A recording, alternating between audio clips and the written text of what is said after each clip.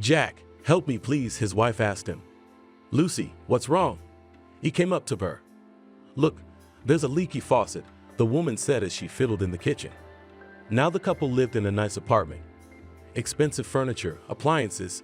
The husband helped his wife with everything. And now when the faucet broke, he could have left it for tomorrow because he had things to do, but he went under the sink to fix it. "Oh, Jack, why don't you and I get along with the kids?" Lucy was telling him. Don't hurt her feelings. Jack turned away from her. Sometimes he felt guilty about himself. Can you imagine how much we could have given the kids? Some of them are sleeping under the fence with 2 or 3 kids. Why doesn't God give us? It must be because of that sin, Lucy thought. She would sit down at the table, put her head in her hands and start crying. "Don't cry, darling. It'll be all right. Believe me," Jack hugged her. He loved his wife very much. "No way. The years go by. We're not getting any younger," she sobbed. "Listen, love, why don't we do IVF?" he asked her. Lucy raised her head. She liked this question. She had been nurturing it for a long time, but she was afraid to continue to her husband. In the first place, it is expensive. In the second, it is necessary to prepare for a long time. But now, when Jack himself suggested it, Lucy was not at all against it. "Why, can you arrange it?" she asked him. "Well, I'll make a couple of calls. I think we'll get a good deal," he said. He kissed his wife on the cheek, wiped her tears and hugged her. And then the long preparations began. Lucy spared nothing. She quit her job, dieted, did everything the doctor said, and then finally the operation took place. Now she had to wait a little longer to see if the fetus had taken root or not. When Jack brought Lucy home, she was afraid to move in case she slipped or fell. She was lying in bed. "Lucy, you're not sick," her husband used to say when he saw her acting up. "Oh, I'd better be on the safe side." The woman was very worried about something. Maybe it was nerves, or maybe it was just the way it was supposed to be. But it didn't work out the first time. "Don't be upset, we'll try again," her husband told her. "No, that's it, Jack. I can't do this anymore. If it doesn't work again, I'll lose interest in life," his wife told him. "Darling, have you made up your mind?" He came up to her. "Yes, I've made up my mind," she said. "Maybe we should consider adoption." He tried to give her some more ideas. "No, no adoption, no echo." She put her head in her hands again and cried, and then Lucy went into a long depression. Jack and Lucy met when they were both students. She was in teacher training, he was in medical school. Lucy was a fun-loving girl, but only in the dormitory or at the institute. She didn't like to go out, because she was always learning lessons, making notes, making plans. And then the girls came and started urging her to go out. "Lucy, why should you sit here in the dorm alone? Come with us, you'll have fun," said her friend Julia. She closed her notes and looked at her friends. "Well, what is it to you, so beautiful and sit here alone?" "Cuckoo," said her girlfriend. "Maybe I like it. Maybe it's my life." Lucy did not know what to answer her, because she really did not want to go anywhere. "Come on, girls, let's go." They turned around and went. At that moment, Lucy was offended that they had offered her once and that was all. They used to beg her for an hour. "Well, wait, I'll go with you. I'll see what you're doing there." She got up from the chair, but now she had to put on something nice. "Do you want me to give you my dress?" Julia came right up to her. "Well, let me try it on." The girl didn't mind. Julia pulled out of the closet dress, of which she had a great number.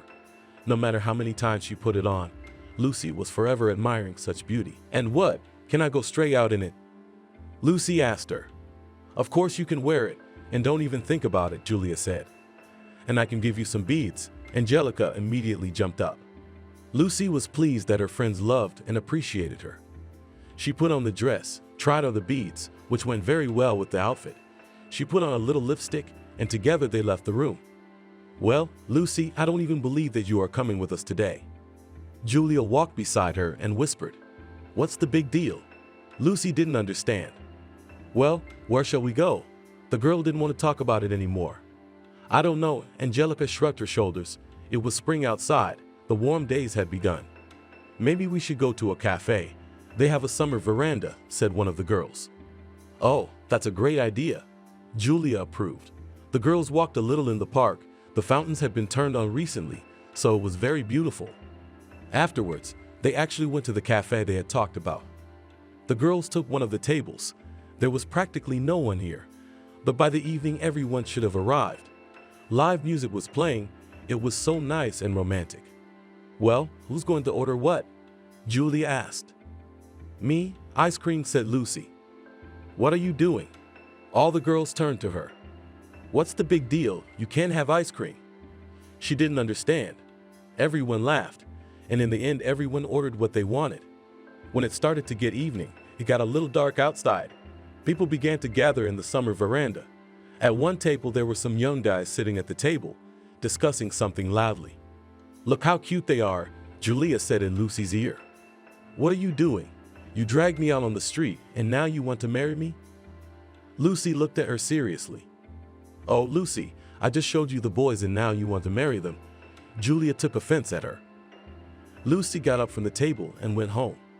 At the entrance, she accidentally bumped into a young man. She looked at him. "Young lady, you'll have to excuse me," he said to her then.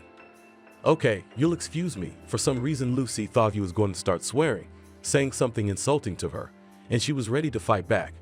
But the guy was polite. He smiled at the girl, touched her hand, and went to his company.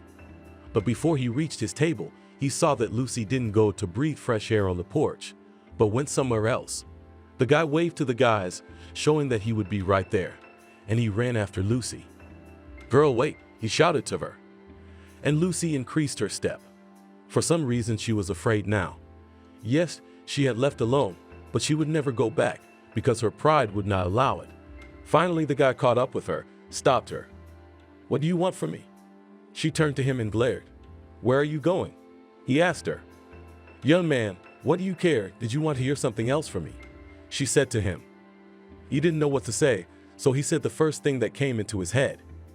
He remembered it was 2 minutes ago. Lucy was nervous. "Can I walk you out?" the guy asked. He was circling the girl. Okay, Lucy had no choice. Either go with him and feel confident or go alone and be scared the whole way. There was no telling what else could have happened there. They walked and talked, getting to know each other along the way. The young man's name was Jack, and he was in medical school. "Tell her more about yourself," he asked her. "I've said all I can." Lucy lowered her eyes. She laughed the whole way. Jack turned out to be a very pleasant young man. He told various stories, joked, showed something to the girl. Finally, they reached the dorm where the girl lived.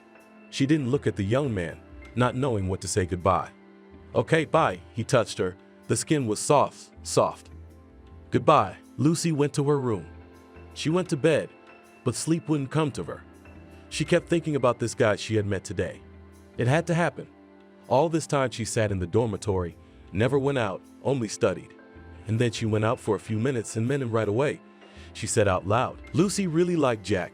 He was handsome, tall, and funny, which was important. Lucy heard laughter in the hallway.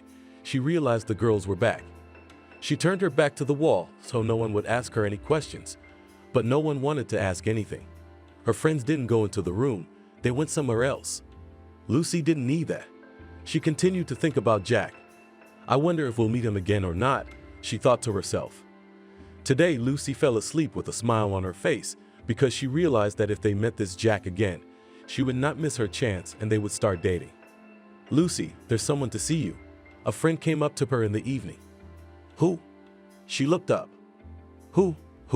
Grandpa Pedo. "Jack, your friend from last night," her roommate told her. Her heart beat faster in her chest. Lucy began to worry. Her hands were shaking. She didn't know what to do. She had a simple bundle on her head and was wearing a robe. How to go out like that? And then she stopped in front of the mirror. "Stop. If he wants to talk to me, if he likes me, he'll like me like this," she said. She changed her slippers and went out into the hallway. The girl went down to the watch. He was standing there all dressed up, with flowers. "Hello," he said to her, as if not paying attention to her appearance. "Hello," Lucy answered him. "I take it you weren't expecting me." He handed her the flowers. "If you will wait for me a few minutes, I will change my clothes and come down," said the girl and blushed, because she realized that she had done wrong. "Sure, I'll wait." He sat down on a chair that stood there, and she went back into the room. "So Lucy, tell me if the girls were waiting for her." "What can I tell you? Guys like a guy," she started to change. "Yeah, I see. A guy like a guy." She never left the dormitory, and here she is dressed for a walk with a young man. Her friend teased her. Enough already, huh? The girl looked at her. After that, she came out to Jack and they went for a walk. I'm sorry I'm not inviting you anywhere. The scholarship doesn't allow it yet, Jack told her honestly. And I did not think about it. Lucy looked at him and realized that this man is very decent. So now they continue to walk every day. How long have you got left to study? Lucy asked him. Oh, a lot more, he said. I see, the girl thought to herself. A doctor is not an easy profession, as long as the institute, then internship, and then, Jack continued to say. I see, and next year will be my last year, the girl answered him. It's good, now you'll graduate from the institute, we'll get married, then we'll start working, we'll have an apartment, children. Jack began to reason. What? She stopped. Come on, I'm kidding, he laughed and hugged the girl. When summer vacation came, Jack and Lucy were already a couple. They went everywhere together. They didn't need anyone else, neither girlfriends nor friends, only if she or he were near them. Come and visit us this summer, Jack suggested. Are you inviting me to meet your parents? She asked. Well, why not? He answered her.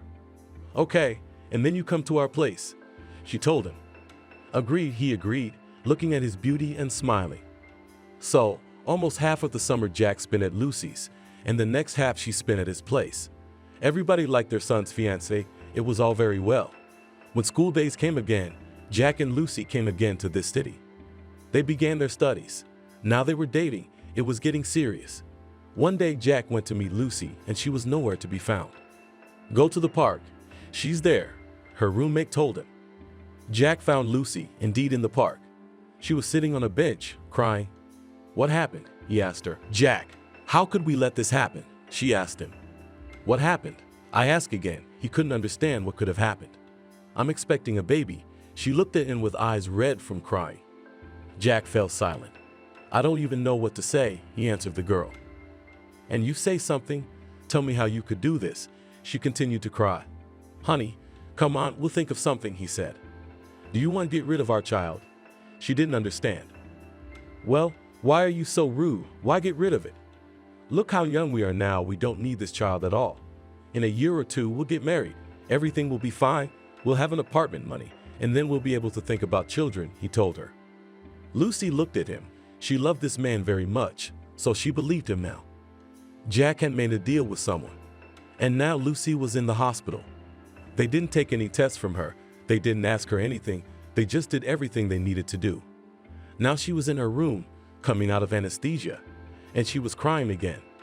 My dear, don't cry, please. I promise you that everything will be fine, he told her, but she just clung to him, sobbing and believing in what he said. The girl graduated from the institute. Now she could go to work, but Jack was against it for some reason. Why are you against it? I don't understand, Lucy said. It turns out that I'm still a student, still studying, and you've already gone to work, he told her. What's wrong with that? The girl looked at him incomprehensibly. Lucy did not listen to him, went to one school, to the second, to the third. When the girl settled, she was assigned a room in the dormitory. She told Jack about it. He was very pleased. Now the young man and the girl lived together. Well, now we can play a wedding, Jack said to his favorite girl. Let's not wait for anything, just touch a student wedding, laughed Lucy. Well, why not? In the dormitory, we'll put tables in the corridor, invite everyone, sit, celebrate, Jack told her. That's what they decided. There were no proposals, no rings, nothing. Everything modest, everything homemade. Jack's parents brought something, Lucy's parents brought something. The young people were really doing well. Somehow all the stories were forgotten. Now the young people were living together. Jack's studies, internships, and everything else were coming to an end. Lucy was already firmly established at school, so it could be said that life had taken place. But there was one thing missing from the young family's life. Lucy could not get pregnant in any way. At first she kept quiet, didn't say anything to anyone, because she didn't want to be discussed or anything. But at school, her colleagues, mother and mother-in-law kept saying only one thing, when they would have grandchildren. But Lucy couldn't do anything about it. Sometimes she thought it was all Jack's fault. If he hadn't forced her to have an abortion then, maybe now they'd have a bunch of kids running around the house. But as it happened, it happened. She loved her husband very much, so she didn't say anything to him. And then one day Jack and Lucy had a big row. He was very tired, He came home. Lucy was doing something. She asked Jack some question and he didn't answer. She came into the room. "Why don't you answer me?" she asked him. "You asked something, I'm sorry. I just didn't hear." He was sitting on the couch, looking at some magazine. "Jack, let's talk about this straight." She sat down next to him. "Okay, if you want to, let's talk," he told her. "You remember, you made me have an abortion. I think that's why I can't have kids." She wasn't looking at him, but in the other direction. "You wouldn't believe it. I've been thinking about it myself. I blame myself. I don't know what to do." He was very discouraged. Lucy felt ashamed that she was blaming her husband alone for the situation. After all, he had only offered and she could have refused. She had her parents. She could have called them. Then she and her mom would have decided what to do. "I'm sorry." She turned to him and hugged him. "No, Lucy, it's you who forgive me." He kissed her. The years went by. Lucy worked. Jack worked too. He was climbing higher and higher up the career ladder. At the hospital, first he was an assistant surgeon, then an assistant, and finally he became a surgeon himself. Lucy was becoming more and more withdrawn every day. She had a headache. She kept muttering to herself, "Nin, what's going on in our family?" Jack asked her. "Nothing, it's just you and it's just me." But if we had a child, she stopped talking because she realized that she was going to say something offensive to him again. "And what if we had a child?" He looked her in the eyes. "Nothing." She turned back to the stove. "Lucy, please forgive me for being a fool. But I was young, stupid. I thought that now you'll give birth. You won't build a career. You'll break everything." He pressed himself against her. It was at that moment that Lucy started shouting all sorts of hurtful things at him. "You're a doctor. Why can't you do anything?" She looked her husband in the eyes. "Well, my love, don't get upset. I'll definitely think of something," he promised her. At that very moment, Jack arranged to have IVF treatment. He hoped that everything would be fine after that. But when it didn't work out and his wife became depressed, he didn't know what to do next. Yes, he asked her to try again, but Lucy didn't want to do it. A year passed, the second. The woman still worked the same way. She always thought of her children with fondness. The neighbor downstairs had a daughter, and she looked after her better than her mother. "Lucy, maybe we should think about adopting a child." Jack approached her again. He thought that if she felt that way about the neighbor girl, she would feel the same way about the adopted child. "No, I've already told you that adoption or fostering is out of the question. It's either yours or none," she told her husband. "Well, let's try IVF again. Medicine has advanced further now. It won't be like last time," he promised her. "Are you sure about that?" his wife asked him. "I can see how upset you are." "You think I'm not upset with you," he told her. Lucy walked over to her husband. She sat down, put her hand on his shoulder. "You know how I'm scared. You haven't experienced what I've experienced. When a child is conceived inside you, it's an inexplicable feeling. Yes, you can tell me that I haven't felt it yet, that it never happened, but it's not true. A woman, when she learns that soon she will become a mother, she immediately begins to imagine how she will hold the baby in her arms, how everything will be in the future in their family," Lucy said, and cried again. "Everything, my love, I promise you. Don't cry. Everything will be fine. Tomorrow we will go to the appointment. You will start to prepare, and I will make arrangements for future surgery," he said. Now Lucy was 38 years old, and she finally decided to take this step. And again, a whole year? Taking pills, dieting, preparing, going through all the doctors and all the other procedures. Finally, the doctors had done their job. Now it had to wait again. But unlike the last time, now the woman was walking. She was practicing. She was reading up on some breathing exercises. She was doing it all. Jack supported his wife in everything. When time passed, all was well. The fetus had taken root. Lucy couldn't believe it. She had no idea now. She didn't think about a future child until the belly was visible. She hadn't even told anyone that they were going to have a baby soon. "Why don't you tell anyone about it?" Jack asked her. "Quiet, and you don't talk about it either." She put her finger to her lips. "Are you afraid of jinxing it?" Jack smiled. He was so happy, not just for himself and for Lucy, but in general, that they had made it all work and would soon be happy parents. "Do you realize how old we are? Now we're going to have a daughter or a son. And what? They'll call us grandparents," Lucy kept saying. "What are you talking about? Look at you. You look like a 30-year-old girl," her husband told her. "Thanks for the compliment, of course, but still, Lucy turned away. Well, that's one problem gone, another one be done. So what did you want more than anything, pregnancy or youth? Jack laughed at her. Okay, it's okay, and as long as it ends well. Lucy was worried about that too. Don't even think about it, you'll have a scheduled C-section, and I'll be the surgeon, he told her and kissed her. Even though so much time had passed, but he, as in their first meeting, admired her and loved her very much. Lucy went shopping. She looked at various baby clothes. She knew that you cannot buy anything before the time, but still, sometimes she could not stand it and bought. Kippers, cradles, onesies, everything was so small and pretty that she just couldn't resist it. Why did you buy so much stuff again? Jack used to come home. You see, I couldn't resist, Lucy told him, and he understood her. The doctors, as well as Jack himself, watched Lucy's condition. On a certain day, they admitted her to the hospital because it was too risky. She lay in the ward, and Jack looked in and out of it incessantly. On the second day of her stay in the clinic, it was late evening.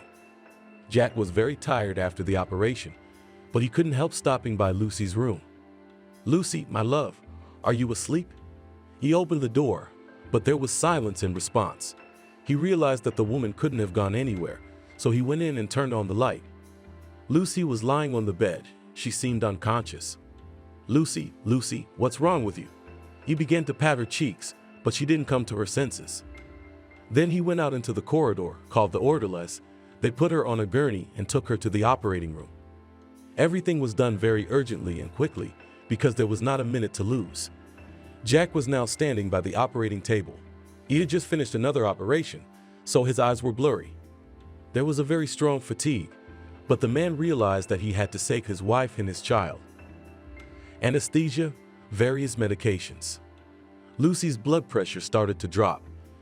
Jack cried. He did everything he could, but the man failed. When the baby was removed from her belly, Lucy's heart was still beating. Her husband did everything he could, but he couldn't save her. Right there in the operating room, he fell to his knees in front of the gurney and just started screaming. They sedated him, took him to his room. Lucy's body was taken to the morgue.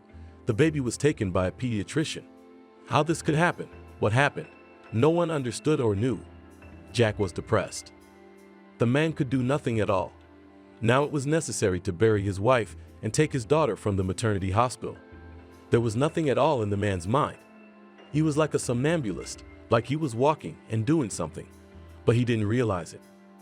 Colleagues at the hospital were very afraid that because of this stress, Jack might give up the baby girl. They prepared for it, even prepared a speech to tell him when he came to talk about it, but Jack didn't. He went back to the birthing center where he still had his baby girl. Katie is mine, he stroked her head in her hand. Why Katie? The nurse standing next to him asked him. Lucy wanted to name her daughter that, he said. Okay, I'll leave you two here alone, the girl said, walking out of the room. Jack sat looking at the baby girl, talking to her. But then he thought that if he hadn't had that baby, Lucy wouldn't be dead right now. He removed his hands from her crib, turned away. In that same moment, the man realized he was wrong. What was the child's fault? After all, it was he himself who convinced his wife to do IVF, agreed with everyone. No, it's his daughter, it's Katie's memory. I'll never give her up and I won't give her to anyone, the man cried. Jack, you did good. He walked out of the room and met a good comrade. Thank you, the man nodded his head. He realized that now he had a huge responsibility. Well, we'll make out a maternity leave for you. He sat in front of the head doctor. I don't know what to do, what we will live on. One allowance is obviously not enough. Jack raised his eyes at the chief. All right, let's make a deal with you. You go on maternity leave, you don't worry about anything. But if there is any complicated operation or situation, we call you in, and then we pay you some money? The hen doctor looked at him. Okay, I think we'll be able to get by for a while, Jack said. But you should have a friend or any other person with whom you could put the child at any time of the day or night, the chief said. I realized the man walked out of the office. It didn't seem that bad. He picked up his little girl, his treasure, and went home with her. Not an hour later, there was a knock on the door. Who is it? The man asked as he came to the door. Jack, it's Grandma Betty, the neighbor, he heard back. Hello, come in, was the man surprised. Hi, the grandmother woman was carrying a big bag. Jack looked at her with surprise. I'm here with my daughter. Sorry, I'm a little busy. Jack spoke as if embarrassed by the neighbor. It's all right. I know it's hard for you to be alone. That's why I'm here. She went to the kitchen, put a bag on a chair, and started to take out everything that was in it. What's this? The man looked at her and listened to see if the girl was awake in the next room. Jack, I'm alone. You're alone. I have nothing to do at home anyway. So I decided, and why not help a good man? Smiled the old lady and looked at the man. Thank you, of course, but I would not like to bother anyone, said the man. He was uncomfortable. Don't worry, it's fine, smiled Baba Badi. After that, she began to make herself at home here. Anna looked at what was in the kitchen. After that, she put all the things she had brought with her into the closet. After that, she went into the room where the crib was. You are so good. How many things you bought? The main thing is that everything fits. She looked at the small things. It wasn't me, it was Lucy went. He couldn't continue. And, well, stop nonsense. You now need to think about other things, said the woman. It's okay. He went to the kitchen for a drink of water. From that day on, Grandma Betty became a frequent guest at Jack's house. Now he had no problem going out wherever he needed to go. The woman loved to take care of the baby. She bathed her, fed her, showed Jack how to change her diaper and everything else. Got it? Sometimes the neighbor would look at him. Thank you so much. I don't know what I would have done without you. He hugged the woman. Come on, my darling. Anna realized that she might cry now, so she clamped her eyes shut so he wouldn't see it. It was easy together. Jack was called to work. He went there without any problems. He didn't have to worry about anything. Jack, you should find a good woman now, a comrade and colleague at work told him. I already have, he smiled. No, your neighbor doesn't count. Yes, she's taking care of Irinka. But that's not it, John said and smiled. Well, I won't say anything. I have a little daughter in my arms. First of all, I should think about her, not about some women. And I will never betray Lucy's memory, because I am to blame for what happened, he said sadly. Tell me, what was your fault? John touched his arm. Look, I'm the one who made her participate in this. I made the deal, and most importantly, I'm the one who didn't save her. He closed his eyes with his hands and cried. Friend, calm down. No one is guilty of anything. Even if you were not after the operation then, there was still nothing that could be done. John tried to support him. That's it, I have to go home. Jack got up from his chair and headed for the door. Don't forget, his comrade looked after him. He didn't want to lose this man, neither as a friend nor as a good specialist. You think you'll let me forget? The man smiled and left the office. He had to go home. Lately, Jack thought he realized that Katie was being looked after. She wouldn't go hungry. She would be taken for a walk, changed, bathed. But he still didn't want to leave her alone. For some reason now, he remembered the words of his wife, who had told him about how a woman felt when life began in her. Jack felt such responsibility now. He was both daddy and mommy. Oh, Jack, we're just about to go out. Anna greeted him at the door. Let me help you. He took the stroller and together they went outside. Are you coming with us? She asked him. If you allow me, I would rest a little. The man looked at the neighbor with a tired look. Of course, go home. Everything is cooked on the stove. Put it on, eat, and go to bed, she said caringly, like a mother. He went up the stairs, and he didn't know who to thank. Lucy must have sent this kind woman to him. Jack couldn't imagine how he would have coped without her. Now that Katie was under Anna's watchful eye, there was nothing to worry about. Jack entered the apartment, which smelled delicious. He immediately made his way to the kitchen at first. When the woman had offered him outside to eat, he had thought that the only thing he wanted now was to sleep. But the odors that wafted through the apartment awakened his appetite. When the man was in the kitchen, he took a plate out of the cupboard and poured some fragrant borscht into it. Thank you, Baba Bedi, he said aloud. Now the feeling of sleep and fatigue came over him so much that he was afraid he wouldn't make it to bed. The woman returned to the apartment. The girl was asleep. All was well. She saw the dirty plate in the sink. She smiled. That meant she had eaten after all. It meant Jack was coming out of his apathetic state. The months flew by quickly. Even though Jack was home, he traveled a lot for work. People wouldn't stop getting sick, and without a great surgeon, sometimes it was just not manageable. Jack, you can't not come home tonight, Anna told him. Yes, I remember that today is my princess's birthday. He looked at Irinka with love. She was like 2 drops of water like Lucy. Now this little girl was the meaning of his life. When everything was finished at work, The man hurried to the store while it was still open.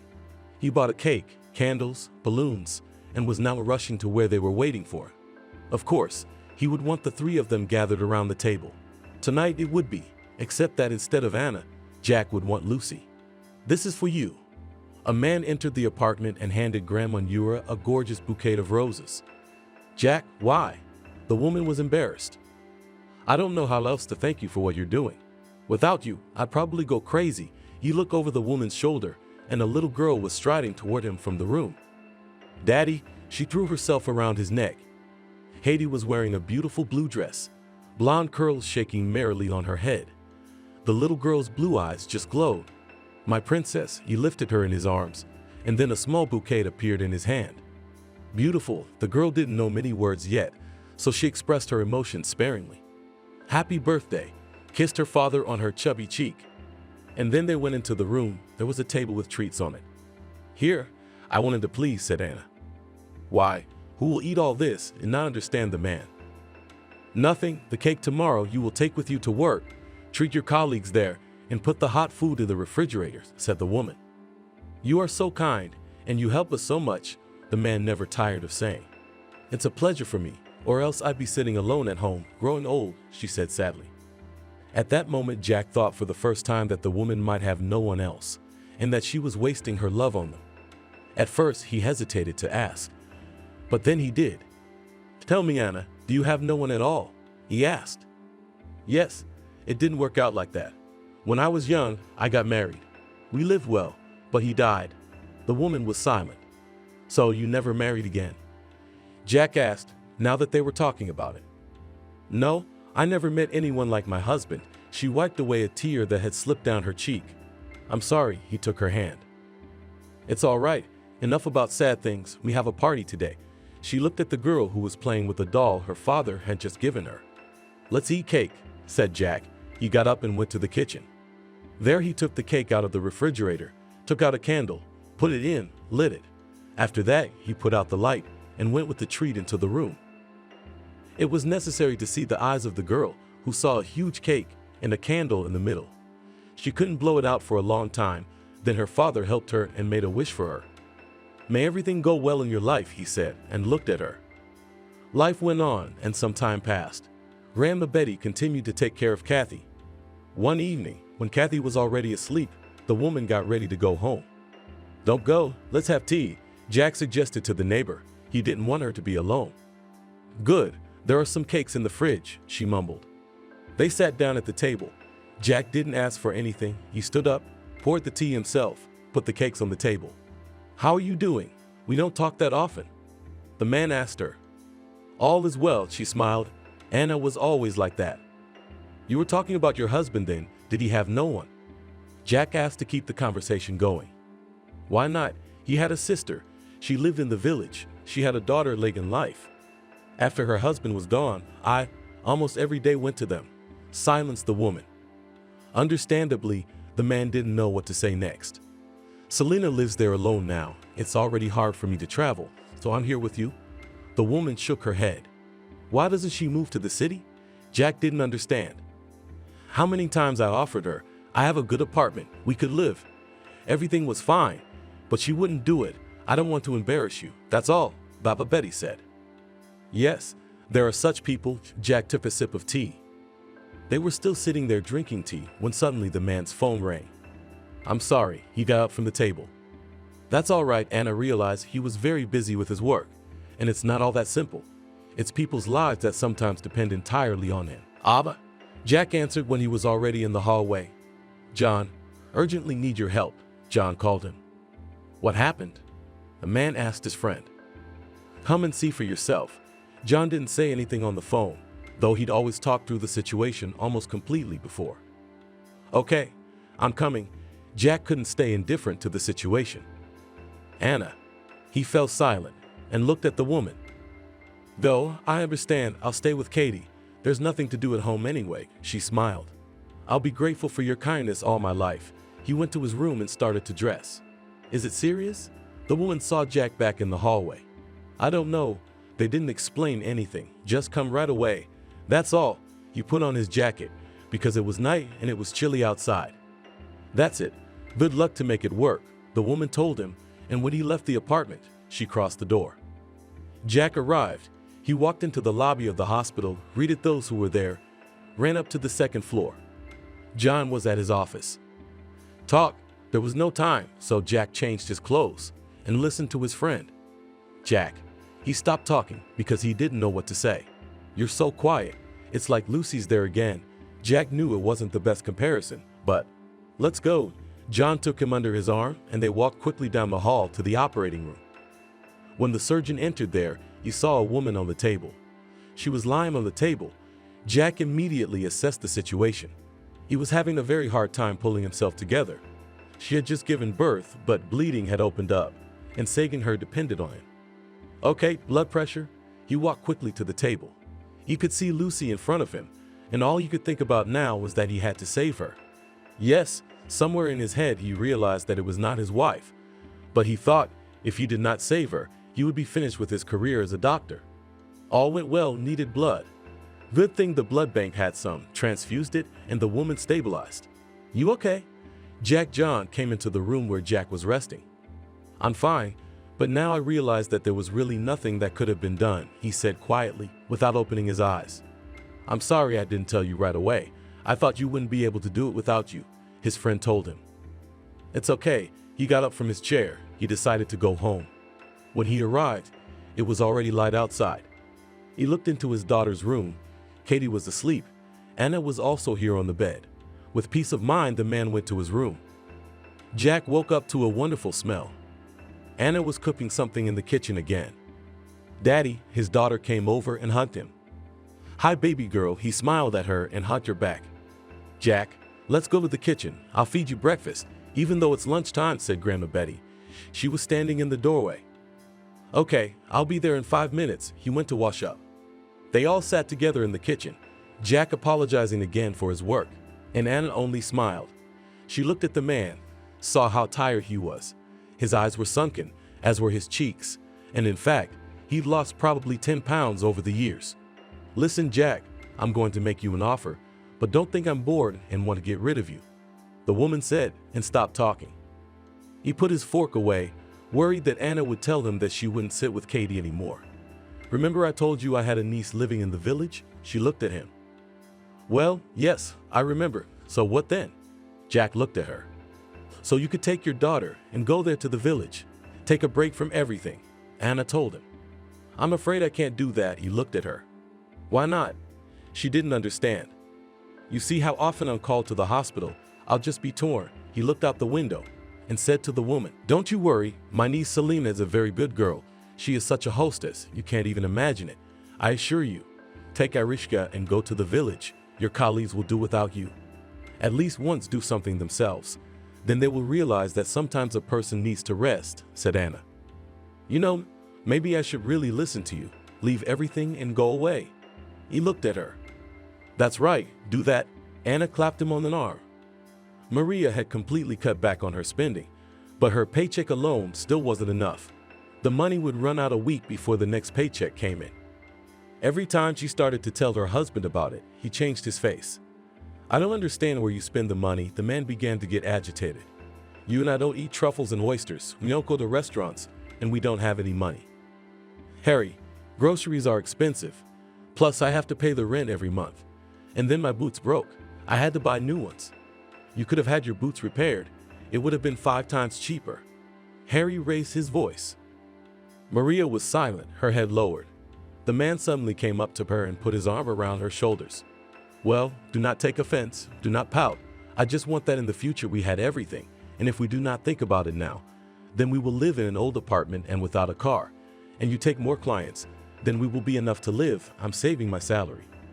How much her husband was saving, Maria did not see and did not know.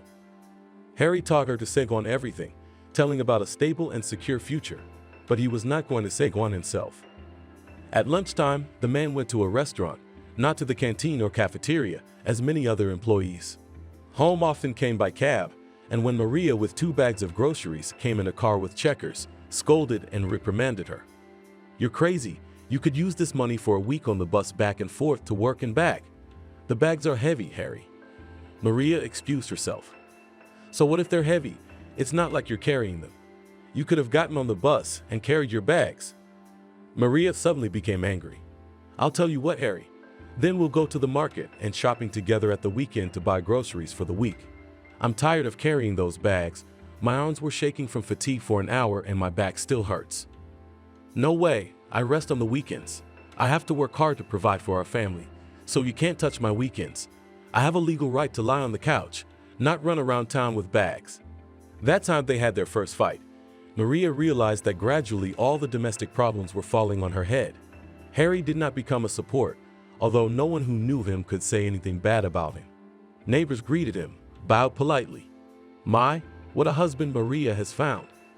Always tidy, sober, it is obvious that the money, and after all, her father was a real alcoholic, said among themselves neighbors on the bench at the entrance. However, the acquaintances Maria and Harry, especially with no one, did not lead anyone.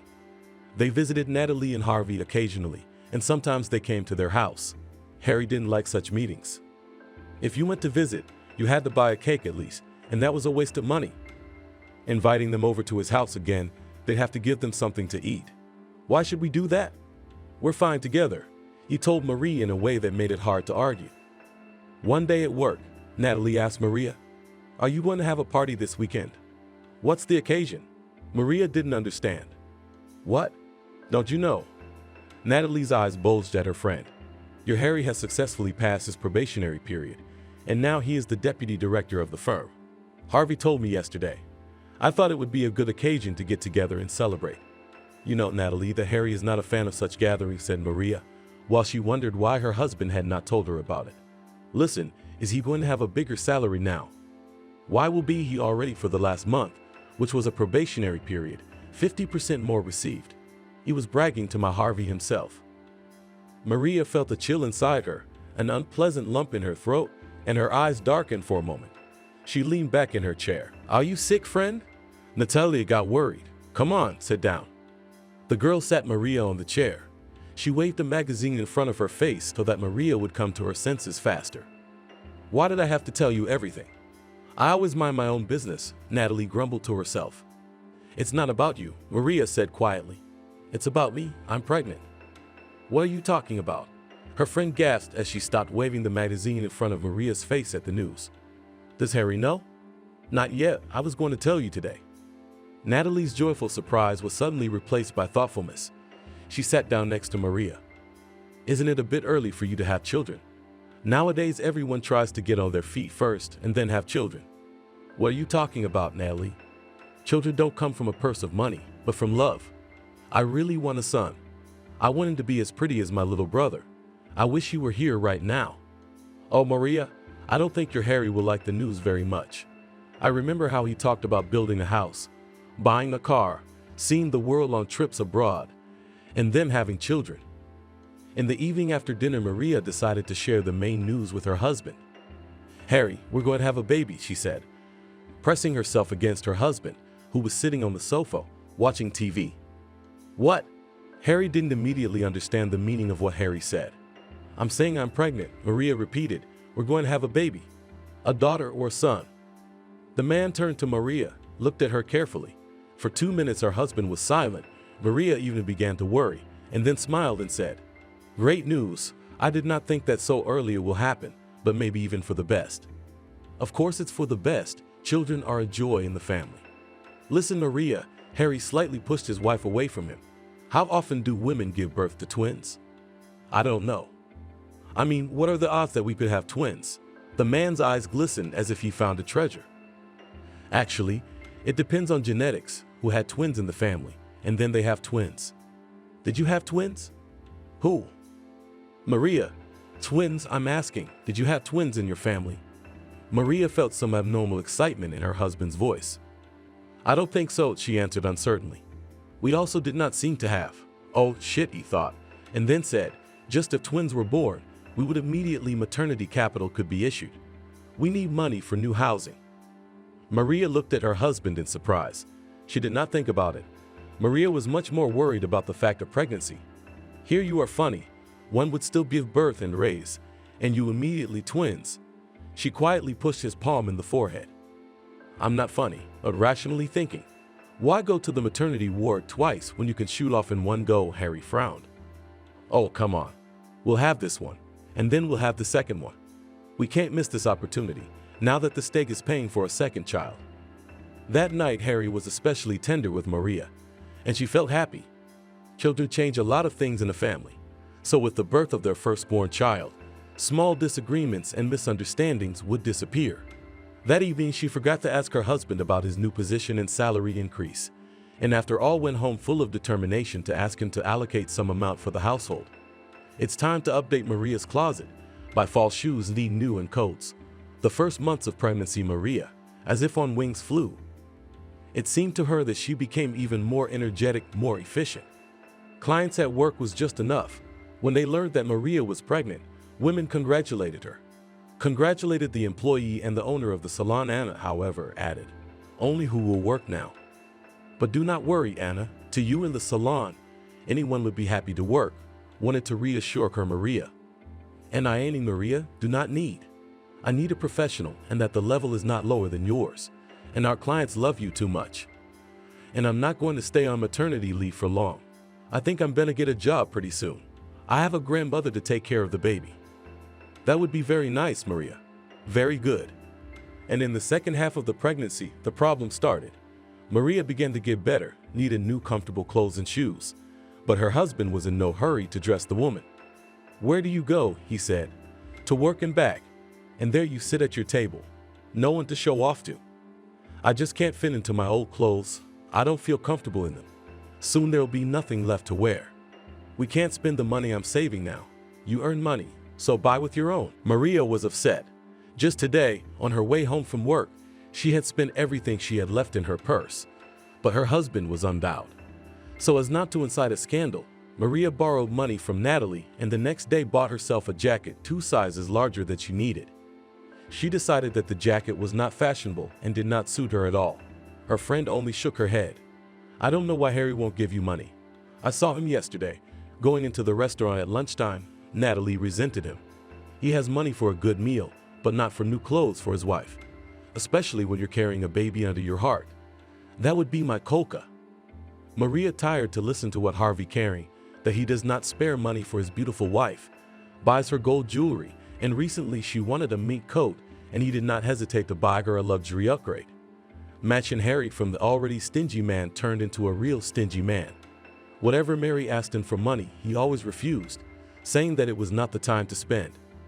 And the last time, when his wife showed him a prescription written by a gynecologist, he generally made a scandal and left, slamming the door. And Maria only needed to buy vitamins. Hemoglobin is low. The owner of the beauty salon, Anna, began to point out to Maria more and more often on her appearance. She did not like the look of an employee who takes rich clients. "Have you seen our sign? It says beauty parlor. Beauty, you know what I mean? Everything from the furnishings to the staff must breathe beauty. Everything here should be pleasing to the eye. Tell me, who would come here if I have employees who look more like scarecrows than nail technicians? Clean yourself up, Maria, or else." Natalie also told her friend that there were rumors in the salon that Anna wanted to fire Maria, and the main reason was that she looked inappropriate for the beauty salon. Natalie again and again helped Maria with money. She tried to find something not too expensive, but decent. It was very difficult to do. And when Harry saw her wearing a new sweater, which went very well to his wife's eyes and covered her growing belly, he again made a scandal. "I work like an ox. I work like a hard laborer to ensure that we have a good life. And you spend money on the right and left. You want vitamins, you want new clothes. If I had known that you are so greedy for money, 100 times I would have thought whether to marry you or not." Her husband's words hurt Maria. She did not understand why she should dress like a beggar. Maria had not done her hair for a long time because she did not have enough money for it. She just pinned her hair at the back of her head to keep it out of the way. They've been living together for over a year now, and she still didn't have anything in her closet to brag about, not a single decent new piece. Maria hadn't told either her grandmother or Natasha how they had celebrated their wedding anniversary. She was very ashamed. "Honey, do you remember that next weekend is our first wedding anniversary?" Maria asked Harry at dinner. "Yes." "Wow, time has flown by," you replied, pulling away from the cutlet. "How are we going to celebrate our first holiday together? Maybe we'll go out together, like to a restaurant." "Maria, You know I don't like such events. Restaurant food is very expensive, and we need to save money. Maria thought that he didn't save money on himself, eating in catering establishments of not the lowest level, but she decided to be more persistent, even made a resentful look. If you don't want to go to a restaurant, let's have dinner at home, invite your mom, my grandmother, Natalie, and Harvey. We could set a nice table and celebrate. Harry didn't like the idea of feeding guests at his own expense any more than he did going to a restaurant. He thought about how much a dinner party would cost and decided against it, choosing the lesser of two evils. Let's make a deal, Marie said after thinking about it. We'll go with you to the restaurant alone. After all, it is not good to miss our first family holiday. Only pay each will pay for themselves. Maria looked at her husband with surprise, mixed with shock. Well, why? I eat little, and you are now, as not in himself everything from the table sweeps away. It's not my fault that you eat a lot. So you pay for what you order at the restaurant. Maria didn't know what to say to such a suggestion, but she was so tired of being only at work and at home that she agreed. Maria called her grandmother and asked to borrow money until payday, but maybe said, "Of course I'll give you money, but not as a loan. It'll be my first anniversary present to you. You buy yourself something nice, okay?" Maria promised that she would spend the money given by her grandmother on herself and not on groceries for her husband. She didn't say that they were going to a restaurant, but that they would pay for themselves. Grandma would simply not understand such an act of her husband. On a sunny spring day, Maria and Harry had a daughter, Anna. The girl could not look at the baby girl. Tiny newborn girl with blue eyes greedily sucked her breasts. "You are hungry, my little girl, eat, you will be big and smart." Maria herself was content with what was given in the hospital canteen. The food left much to be desired, but they had to eat everything, so that the milk would not be lost. Harry came under the windows of the maternity hospital the day after the birth and asked to see the baby. It seemed that he was not satisfied with being the father of a daughter. Harry dreamed of a son, but he and Mary did not know until the lad who would be born. The examination did not show. He said that with boys is easier and do not need to spend a lot of money on outfits, bought a couple of jeans and t-shirts and enough. Maria was happy about her daughter. Looking at the baby, she thought that very soon she would dress her up in beautiful dresses, braid pigtails, tie bows. However, she would be glad to have a son as well. The main thing is that the child is healthy, eats well, and sleeps a lot. While Maria stood at the window, showing her husband the baby, a nurse came into the room. She brought a transmission from Harry. Maria put the baby girl down, opened the package. She wanted something meat, but her husband gave her oranges and apples. The nurse shook her head when she saw the package. Who carries such fruit for nursing mothers? Apples would make the baby sick, and oranges would make her allergic. God forbid. Maria found 2 buns in the bag as well. She decided she'd have some tea. Soon she and Anna would be discharged, and she would cook herself a normal, nourishing, and caloric meal at home. On the appointed day, Maria was getting ready for discharge. She couldn't wait to let her husband hold the baby. Here will take her in his arms and realize that she is a real treasure, thought the girl, looking at her daughter, which at this time the nurse swaddled in a beautiful blanket with pink ruffles. When she learned that her granddaughter had given birth to a girl, Maddie rushed to the store to buy a dowry, and for the discharge handed over the swaddles, diapers, blankets, and a cute hat, so that the baby was packed properly. At home, everyone looked at Anna. The little girl was sleeping peacefully in her crib. Harry's mother looked for familiar features. Well, she didn't look at all like little Genka. He was dark, and she is quite light, blue-eyed. A child looks like himself. Maddie interrupted her. If everyone looked like their fathers, there'd be clones all over the world. They say children grow, Maria added conciliatingly. They may look like their mother at first, but they grow up to look like their father, or even like their grandmother. I don't know, when Harry was born, everyone was saying that he looked like his father, snorted Maria's mother-in-law. And it was like Harry didn't care at all. He carried the baby around the room in his arms for a while, and then handed her to her mother. She was still a baby. What would he do with her? Harry didn't get any more generous with the birth of his daughter. He still saved on every little thing.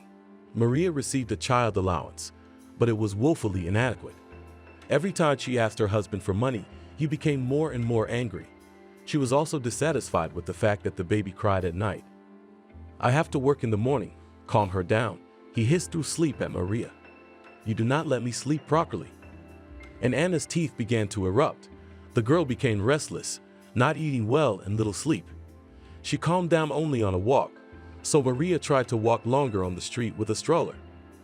"Grandma, stay here with Anna. I'll run to the store," Maria asked Madi. She ran to get some formula milk. There was not enough milk because of the poor nutrition. Her grandmother saw all this and felt sorry for her granddaughter. More than once she advised her, "Go away from him, my dear, and live with Anna. Why can't we cope? She brought you up alone and raised you on your feet, and here we'll be raising a little girl together. It's not good to leave a daughter without a father. Maybe everything will get better, with hope," which was melting every day, said Maria. Grandmother was the only support for the young mother. Despite her frequent poor health, Madi went to Mary to help with the baby, and sometimes gave her a chance to sleep, seeing that Mary was very tired. The husband didn't help at all. He was often late at work, and lately he suddenly had some business trips. One day he left for a few days without even coming home, straight from work. "I'm going away for a few days on a business trip," was all Harry said on the phone. "For how long?" Maria asked. "No, just for a week." "What about Anna and me?" "Tell your grandmother to come and help you." "Harry, I have no money. I need to buy diapers and formula for the baby." Maria knew that now he would start to tell her that she overfeeds her daughter, that too often changes diapers, and in general, when he was a baby, no diapers were not bought, as it was managed. But her husband, for the first time in many months, did not scream and did not begin to reproach Maria in wastefulness. "I left you some money on the shelf in the hallway. Buy what you need. Come back soon," was all Maria could say as Harry hung up the phone. Looking at the few bills her husband had left for her and her daughter, Maria wondered how to spend them properly. She would have a whole week to somehow pull on those cents. Maria called her grandmother, wanting her to come over for the time Harry would be away. "I'm sick, Maria," Maddie answered in a weak voice. "What's the matter with you?" "It is known what? Pressure. Yesterday the neighbor called an ambulance. They gave me a shot, wanted to take me to the hospital, but I refused. How can I leave you and Anna? I'll just lie down for a while, and then I'll come back. Harry's away on a business trip, and I wanted you to stay with me for a week. I'd look after you." "Come on, girl, you have to cope with Anna on your own, and then you'd have to look after me, a sick old woman." Maria was worried about her grandmother. Lately, her blood pressure was often spiking, and the old medications didn't help. It was necessary to go to the district therapist, but one grandmother could not, and Maria had no time at all. Mady would lie down for a few days and then get back on her feet again. "As long as I live, Maria will not leave," she thought, and went to her granddaughter and great-granddaughter, carrying in a bag of rudimentary products. Grandmother knew that at home Maria's refrigerator was almost always empty. "How can Harry not see that you sit here hungry all day long? Where does he put his money?" Mady was indignant, laying out groats, sausage, and a loaf of fresh wheat bread on the table. "He wants to build a big house so that we can live in it and bring up our children. I see what kind of educator he is. He hardly ever comes near my daughter." "He gets so tired, Grandma." Maria justified her husband. "He works a lot." "No, not the kind of husband you need," shook her head grandmother. "Where only looked my eyes when I blessed you on this marriage." "Grandmother, but Harry doesn't drink and doesn't beat me." That was the argument Maria always used to soothe herself in moments of resentment against Harry. She remembered how her drunken father had chased her mother around the apartment, how he had beaten her severely, and she had hidden in a small room with her brother. That's how it happens. Maria's mother and little brother did not know the need, never starved. The father gave money, leaving himself only for a drink. But the mother always suffered from beatings, and Maria knew from childhood, a drunken man carries danger. You need to stay away. But Harry doesn't take a drop in his mouth, even on holidays. But he's a cheapskate like no other. It's true. Your Harry doesn't drink, and that's good." Maddie rocked Anna in her arms. "You'd think with a life like that, it'd be better." "What are you saying, Grandma?" Maria was indignant at Maddie's words. "If Daddy hadn't been drinking, hadn't hurt Mommy, we'd all be together now. I never would have lost my little brother. I loved Archie so much. I still have that picture." The girl went to the shelf, where in a simple plastic frame stood the photo, discovered by her grandmother in a letter from her daughter. Maria looked sadly at her mother and little Archie on her lap. What was wrong with them now? Are they alive? What if they are in need? What if they are starving? "Don't think about that," her grandmother interrupted her. Your mother, if she's alive, won't be lost. And she certainly won't make Archie starve. It's just not the time yet. Time for what? Matey was silent for a moment, and then she handed the sleeping Anna to Marie to put her in her crib. Her husband returned from his business trip in a surprisingly good mood. He played with Anna while Marita sorted through the gift bags. There were baby clothes, even a dress, and some groceries, obviously not bought at their neighborhood store. Harry, what a beautiful dress. It's a little big, but my daughter is growing up fast. She'll be able to wear it soon. Yes, I chose it myself, my husband answered proudly.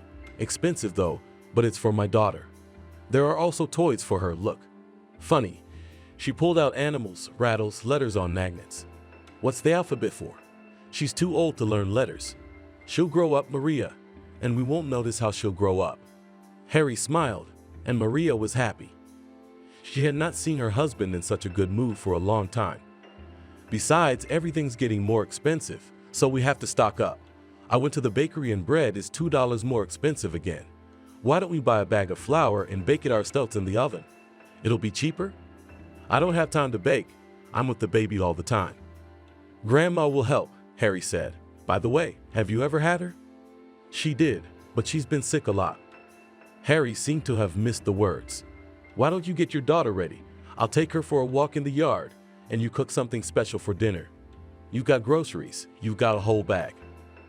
Maria was glad. Harry was not very happy to be around Anna, and now he was going for a walk with his daughter.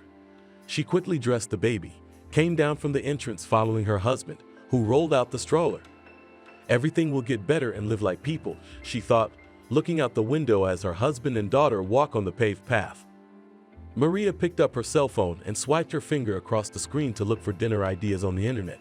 On her social media page, she saw a photo sent to her. The photo showed a smiling Harry in swim trunks and a girl in a bright pink swimsuit.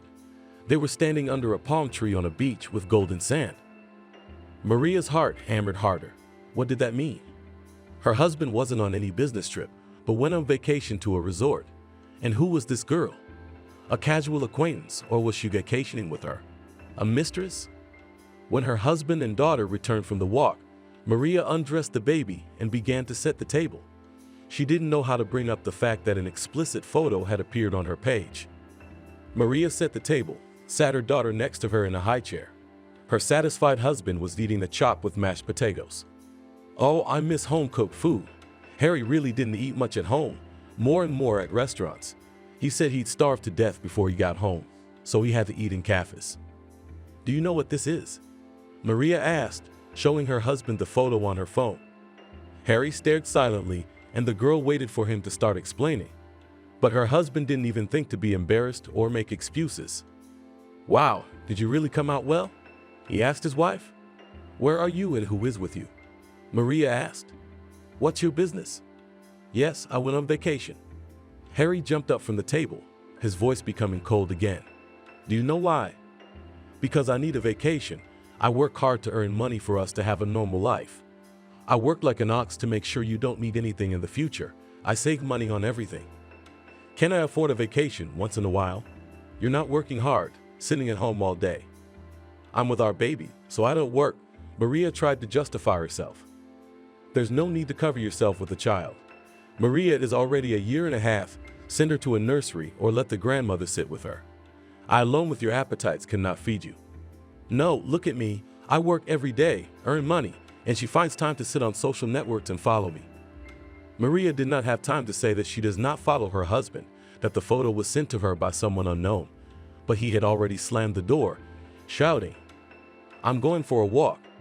I've ruined everything again, and the evening was starting out so well. Maria thought as she cleared the dirty dishes from the table. She decided that tomorrow she would go to the beauty salon to find out about getting out of maternity leave. I have no vacancies at all, indifferently looking at the former employee, who was the best nail technician a year and a half ago, said Anna. I have nowhere to take you, Maria. Maybe at least for a few hours? I have my own clients. I could work with them. It is absolutely impossible. The boss disapprovingly looked at the old suit of the girl and also noticed the lack of good makeup and faded complexion. I wanted to call you myself to write your own resignation. I don't need employees with small children.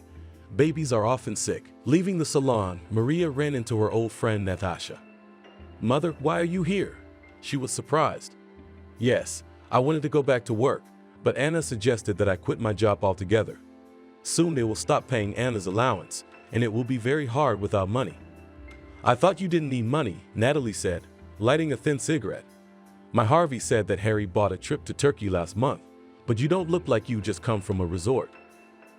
Maria did not tell Natalia that her husband did not go on vacation with her, that she still needs money, and now she lost her job, which used to bring her a good income. In the evening, Harry asked Maria, "Did you go to the salon?" "Yes," she said as she poured tea for her husband. "When are you going to work?" "Do not take me, offer to quit," sadly replied his wife. "Well, here we are."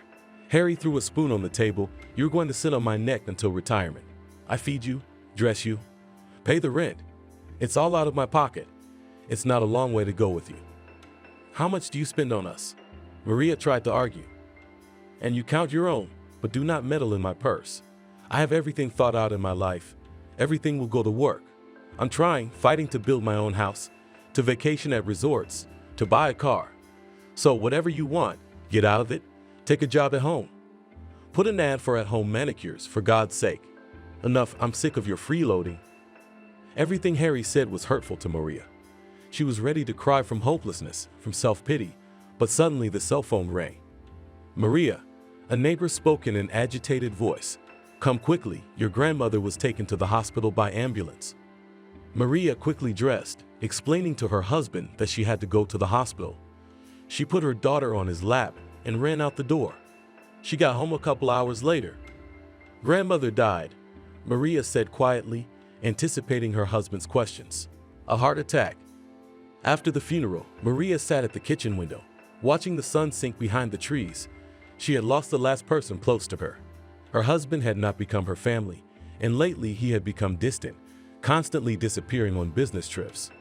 On the one hand, she felt better when he wasn't home, but on the other hand, she had no money for food. If Harry did not go anywhere, then at least bought food from which Maria cooked food. He was not going to starve himself. 6 months later, Maria came into her inheritance. Maidie's apartment had gone to her. Harry rubbed his hands together, looking at the inheritance certificate.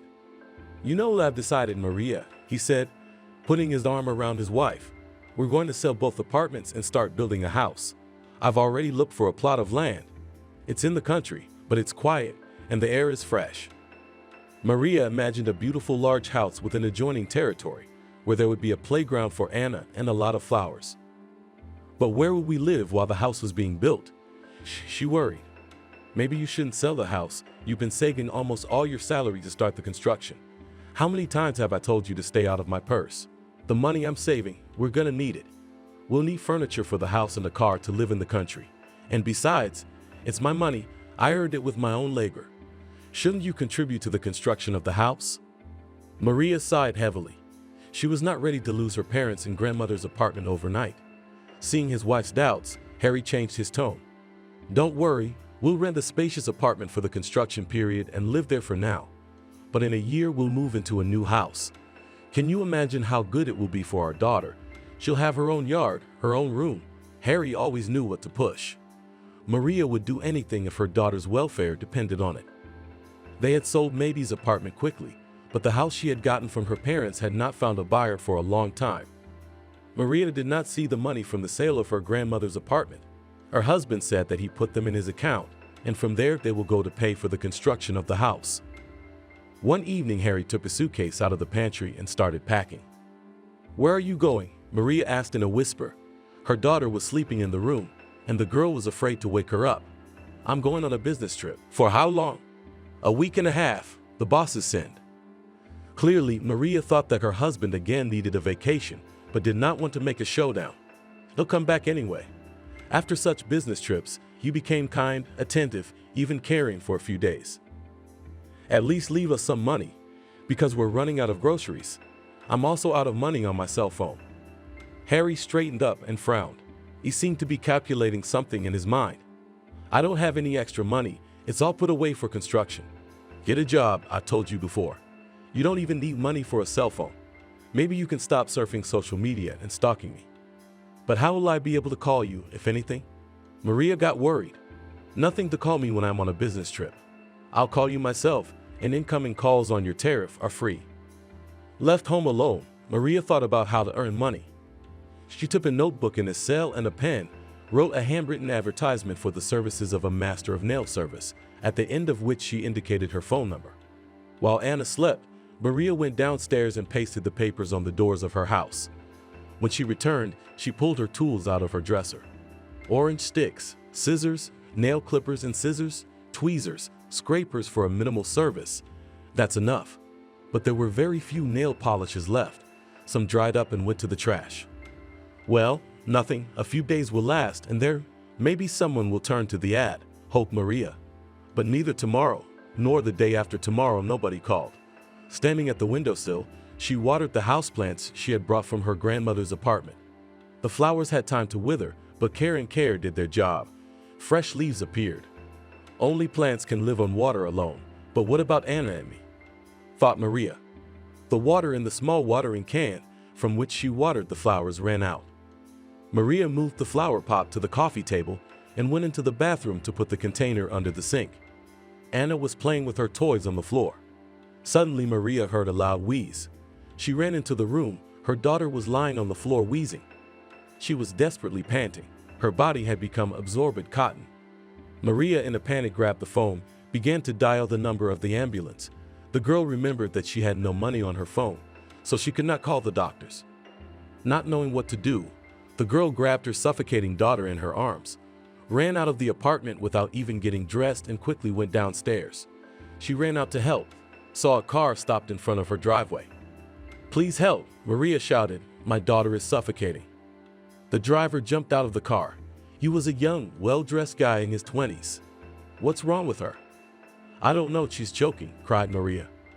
"Get in quickly," said the guy, and opened the back door of the car.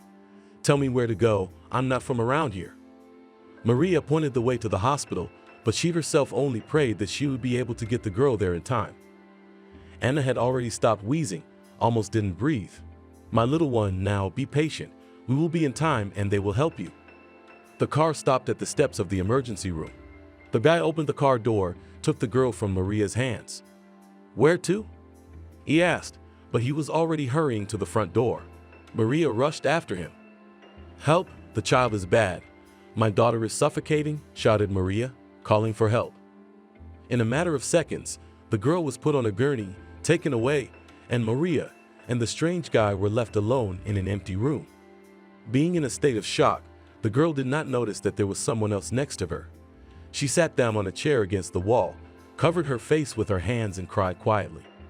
"Calm down, everything will be all right." The strange man put his arm around her shoulders. Only now was she beginning to perceive what was happening realistically. He had helped her without even asking what had happened. Helped her without asking too much. The girl looked at the stranger with gratitude. "Thank you," she said. "Don't thank me, you're welcome." The guy replied, "You're shivering. Put on my jacket for now." He took off his outer garment and carefully covered Maria's shoulders. They sat in silence for a while. Maria couldn't understand what had happened to her daughter. All day she was calm, playing with toys. There were no signs of cold.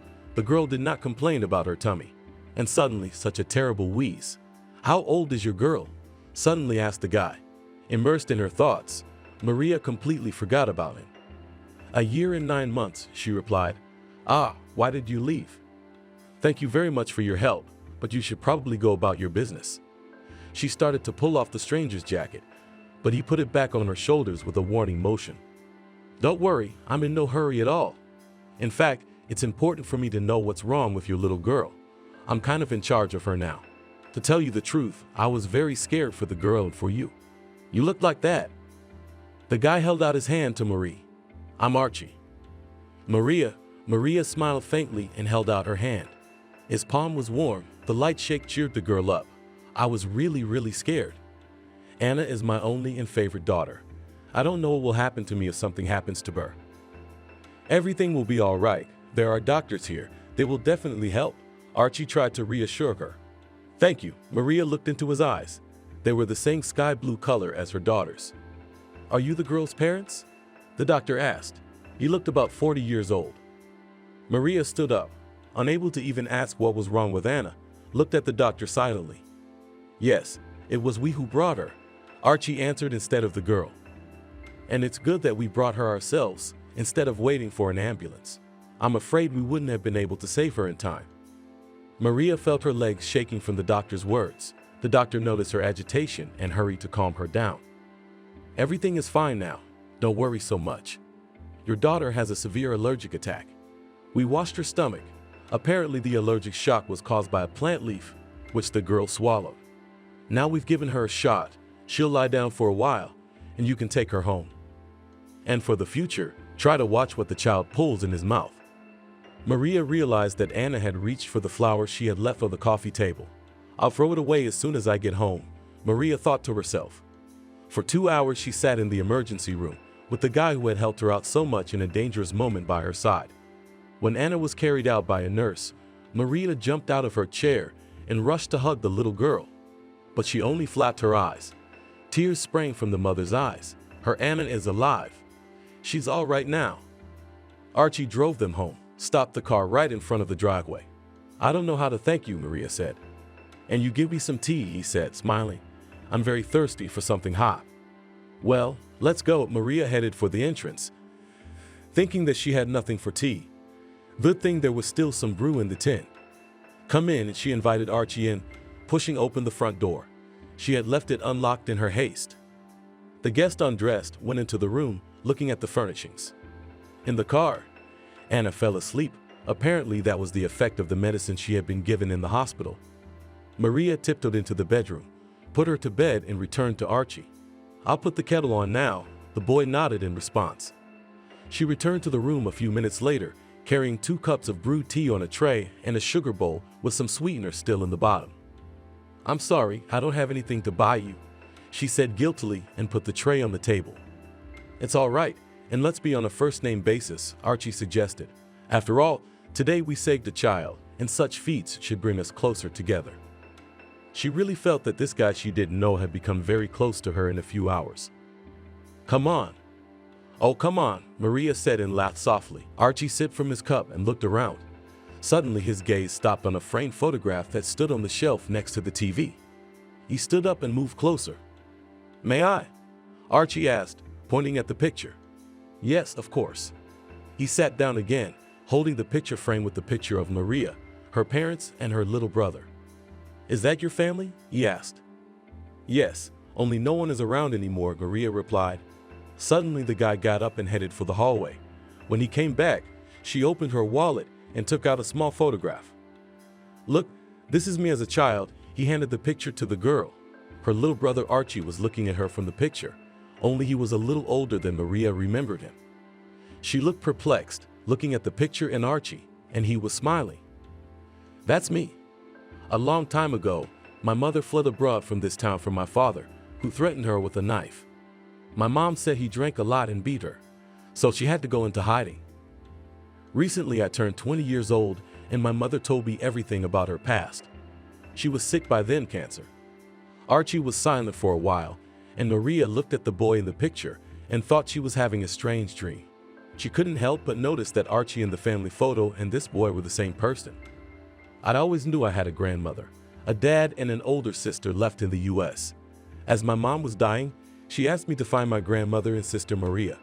So when I buried her, I came here."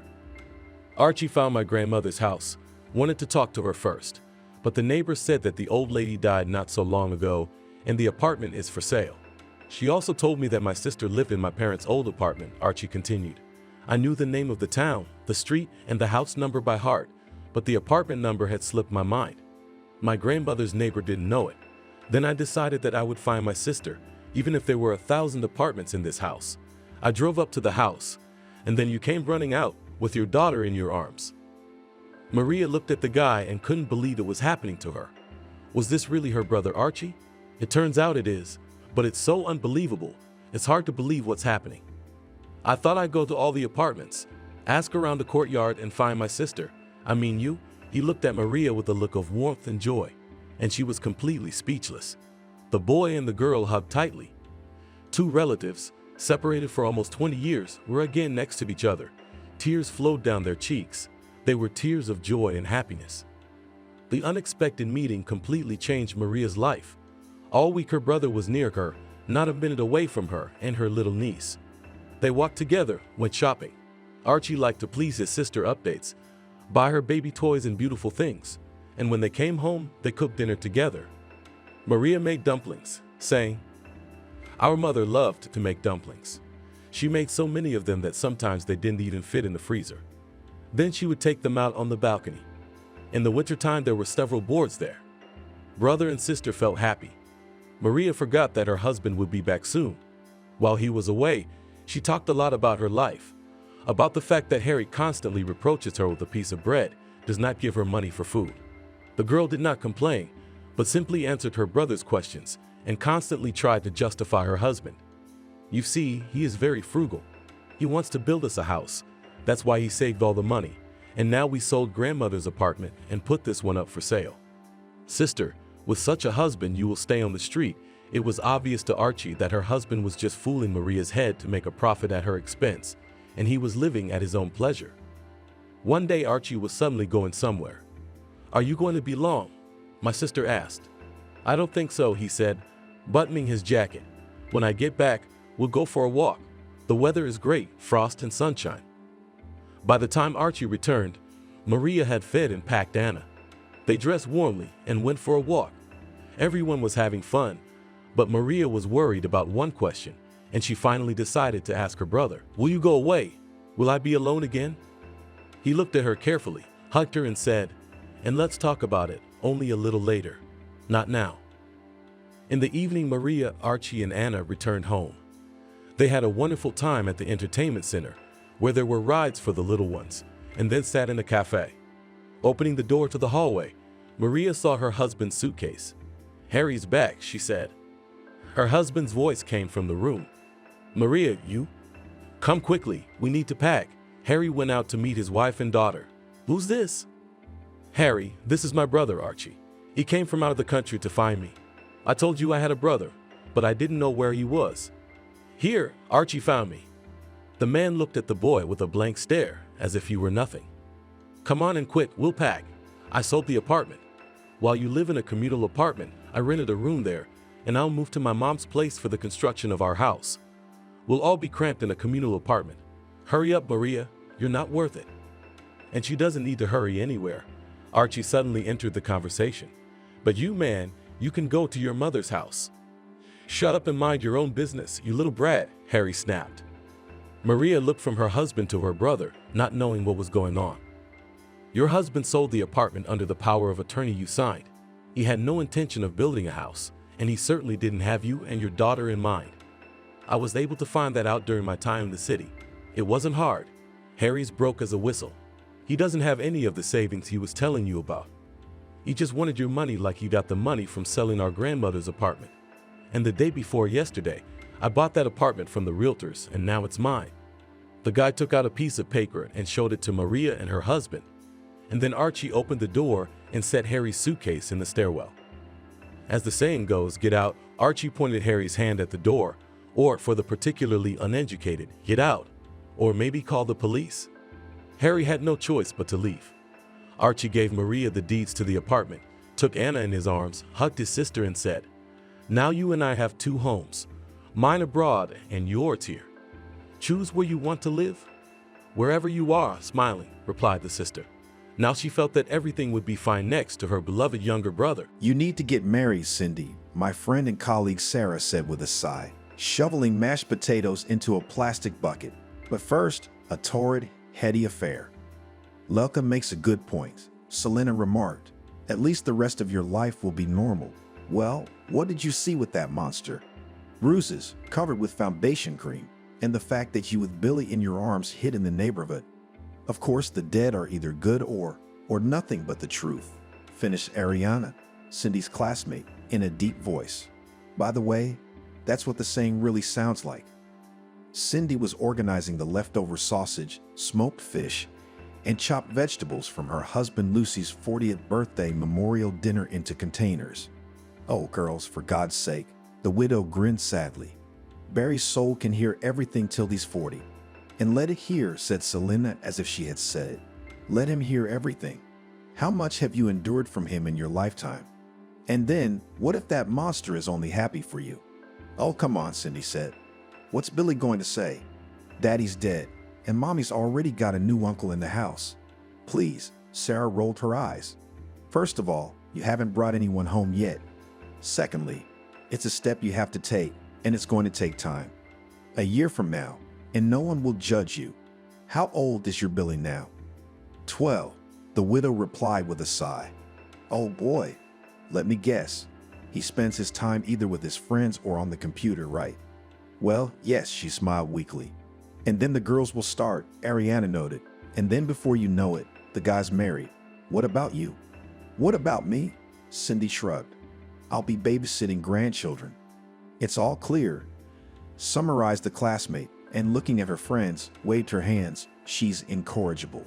She's going to follow Barry and not even know what it's like to live life to the fullest and be truly happy. Cindy, don't you want to live for yourself? I don't know, she admitted. I hadn't really thought about it. Well, maybe it's time to think about it. What's 32? Juicy, Selena said. Exactly. God, Cindy, if you want to cry for your husband, then cry and move on. I don't think he's worth it, though. He wouldn't appreciate it. Oh, guys, it's complicated. Cindy shook her head. I need to get back on track. Then I can think about myself. The friends looked at each other with a faint glance. Somehow they didn't believe that would be the case. So far they had heard only words. That was just the way this woman was. Cindy thought of others first, and only then of herself. She was also afraid of change. But deep down, somewhere in the bottom of her heart, Cindy knew her friends were right. And change had already come, so maybe. Selena said when all the food and drinks had been put away, and you lie down and rest, you're exhausted. Yes, I will, nodded Cindy. Thanks, girls. After she had seen her friends off, she lay down on the bed, but she didn't feel like sleeping. Cindy sank into her memories. Barry and Cindy had started dating when she was a freshman in medical school. There probably wasn't a student in the entire college who hadn't noticed the beautiful blue-eyed brunette with the chiseled figure. And classmate Anthony was in love with her. But one of the first college beauties made a choice outside the institution, and he, to put it mildly, puzzled everyone who knew her. Cindy's lover, the leader of the local Gopniks, worked as a handyman in some Sharashkana office one day. The hero of her novel wasn't handsome, and he wasn't fearful either. But with one look at Barry, it wasn't hard to realize that his intelligence was in trouble. The guy wore tracksuits, shaved his head, and despised perfume. A man should smell like a man, he told his subordinates. Having finished 9 grades with a squeak, Barry decided that was enough. He considered further education a waste of time and called all students slackers, squandering their parents' money. A real man should earn money, not sit behind a desk, Barry cut off. I finished school, I can read, I can write, I can count money. What else do you need? When Cindy timidly stammered about the fact that with education more chances to get a good job, the lover only condescendingly flicked the girl on the nose and said, "Much you understand. All this reasoning slobbering and mama's boys. And a real tough guy will not waste time on some kind of study." Barry was contemptuous of such things as candy bouquet period, modest but nice gifts, Summer's kind not on business, but just because a man missed another, as he put it, callow tenderness. And I am not a heifer, he told his beloved. I am a concrete man, standing firmly on his feet. When Cindy realized that romance was out of the question, she wasn't upset. And really, what was the point of all this? After all, she had a real tough guy by her side, and everything else was nothing. However, it was not only in the disregard for education and lack of attention to the girl. Much scarier was another thing.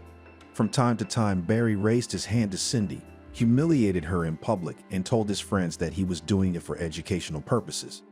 When the friends found out about it, they were horrified. Love is evil, of course, but still. "Cindy, you're an interesting and educated girl," her friend and classmate Ariana reprimanded her. "Well, what the hell do you want with that roughneck? And he has his hands all over you. With your smarts and looks, you could get a guy that everyone would be jealous of." "It's Barry I want," Cindy said stubbornly. "I love him. He's great. He just needs to be understood. And anyway, It's our relationship. What kind of relationship is that? Exclaimed her friend. If he lets himself raise his hand to you now, what will happen if you, God forbid, get married? Why, God forbid? The girl asked with a grin. We'll get married anyway, and everything will be fine. No, you're definitely zombified. Ariana summarized, and for the sake of convincing, she added, it's only going to get worse. The two friends had a big fight and didn't speak to each other until they graduated from high school. Then their paths parted for some time. Angelica, the girl's mother, also shook her head in bewilderment. Cindy, you're beautiful, she said, putting ointment on her daughter's black eye. Aren't there any decent guys in college? Probably there are, shrugged the girl in love. But I don't like anyone. Their ponytails and bob, yuck, and they're all kind of stiff or something. Excuse me, please. Basically, if I may, boring. What's wrong with that? Angelique wondered, thinking, that Barry seems to have thoroughly brainwashed her. That's just the way people talk, in case you didn't know it. Besides, guys are in school, which means they're thinking about tomorrow. In about 5 or 6 years, they'll cut their ponytails and brown hair and smile about their college image. And they'll be dressing up their wives like dolls and taking them on vacations. We'll be fine too, Cindy argued. Yeah, Mother snorted. And what, I wondered, good things were in store for you. Domestic violence and poverty, and mind you, they don't change. Unless you're 60, when you won't have the strength to swing your fists. But Cindy wasn't convinced by any reasonable arguments, especially since she had an ally in Barry's mother. A few years ago, Betty had married and bore her young husband a son and a daughter. The grown son immediately became an extra in the apartment, and the happy wife and mother tried her best. Betty had 2 older children, daughter Veronica and son Arnold. Both of them already had families of their own. Now it was up to Barry. He's a good kid, just a hothead, Betty advertised of her troublemaking offspring. Barry just needs a woman to steer him in the right direction, and he'll be different in no time. Tame and domestic. Cindy befriended Betty, not even realizing that the cunning woman was using the knave girl for her own purposes. But it was clear to those around her. Wake up. Angelica shook her hands in response to the reproach that her aunt understood her better than her own mother. She sleeps and sees how she could get her treasure and send her away from home. Well, and in your eyes, she wants to seem like a cool democratic aunt. Why? It's convenient to be kind at other people's expense. But where will her kindness go when it comes to business? That's not true. Cindy said no. Aunt Betty's a good person. Aunt Betty's a phony, the mother said, lamenting how blinded her daughter's eyes were. It's all love. Harvey, Cindy's father, threatened to beat up his daughter's beau, but his wife only sighed and said, it's no use. It's no use. But we got to do something, he exclaimed. What, Harvey, what? Until Cindy realizes what she's in for, nothing will change. In our situation, only time will make things right. And it has, not the way Cindy's parents expected. One day, Angelica got a call from Betty saying they needed to talk. About what? The girl's mother asked calmly, but a bad feeling had already taken hold of her. Let's not talk on the phone, replied the parent of the hated Barry. Could you and Harvey come over at 7 o'clock? Well, all right. With Harvey, the poor woman pondered what that meant, but as it was, only one thought came to mind, and it was not a happy one. All right, why guess in vain? She finally decided. Angelica's worst fears were realized. When she and Harvey arrived at the Wesleys, the young ones were informed that Cindy was already 12 weeks pregnant. Angelica fearfully covered her mouth with the palm of her hand, and Betty said, tomorrow our babies are on their way to apply. Oh my God, Angelica exclaimed. That's what I was afraid of. I couldn't tell from the look on Harvey's face that he was excited about the prospect of becoming a father-in-law either. At least not for the next few years, and not to this man. What's wrong with that? Betty went on the offensive. You're marrying your daughter to a man from a respectable family. He doesn't mind marrying. Everything's honorable, as it should be among decent people. You're the decent one? Thought Angelique, but she said nothing. Only a scandal was not enough. He works, continued the loving mother. The family will be able to provide. Of course I can, Barry said. I'm a normal man. I understand. A normal man would never lay a hand on a woman. Harvey pointed out with an angry glare. He'll change, Betty said, poking her son in the side with her elbow. I'll change, he repeated obediently. Yes, but studying, the mother-in-law whispered. What about school? Betty snorted. No one suggests dropping out of school. Really? Angelica sarcastically exclaimed and turned to her daughter. Do you realize that your husband will not let you study? You will go on sabbatical leave, and something tells me that you will not come out of it. She will be transferred to the correspondence department, triumphantly declared the future sister-in-law. Remembering that, except for 9 grades of secondary school, Betty had not received any education, Angelica grinned. Otherwise, she would have known that correspondence courses are not available for every specialty, and it certainly does not apply to medicine. I wonder how it is possible to study medicine by correspondence. Angelica asked her daughter. Why don't you say something? Enlighten Aunt Betty. Cindy sat with her head down. I'm not going to go into academia at all, she said. I'm going to go to classes and take care of the baby. Oh, you're a sweetheart. Her mother shook her hands. And how do you imagine it? Who's going to take care of the baby while you're at school? As you know, work. Then you can work all you want, Betty said. I'll take care of the baby. Angelica could hardly believe it, but being a smart woman, she preferred not to say anything. What was the use of letting her stilettos go? It would only turn her daughter against herself. Cindy needed a mother's support right now. It was clear that nothing good would come out of this marriage, but why kill the girl? It's wiser to save your strength for the future, and it will come in handy. I see that you have already decided everything, said Angelica. The woman had to do her best to keep her voice from sounding doomed, and she seemed to have succeeded. Well, Cindy, you can always count on Daddy and me. Yes, daughter, Harvey nodded. We'll always be there for you. Well, that's different, said Betty in a satisfied voice, and the future in-laws agreed to meet over the weekend to discuss the details of the upcoming marriage and to celebrate the engagement. And Mom was right, wasn't she? And so was everyone else. How many times had Cindy said that phrase to herself? 100, 1,000, or more? Alas, after the wedding, her life was not for the better. The bride's parents had insisted on celebrating the marriage in a cafe, but Betty had snorted dismissively.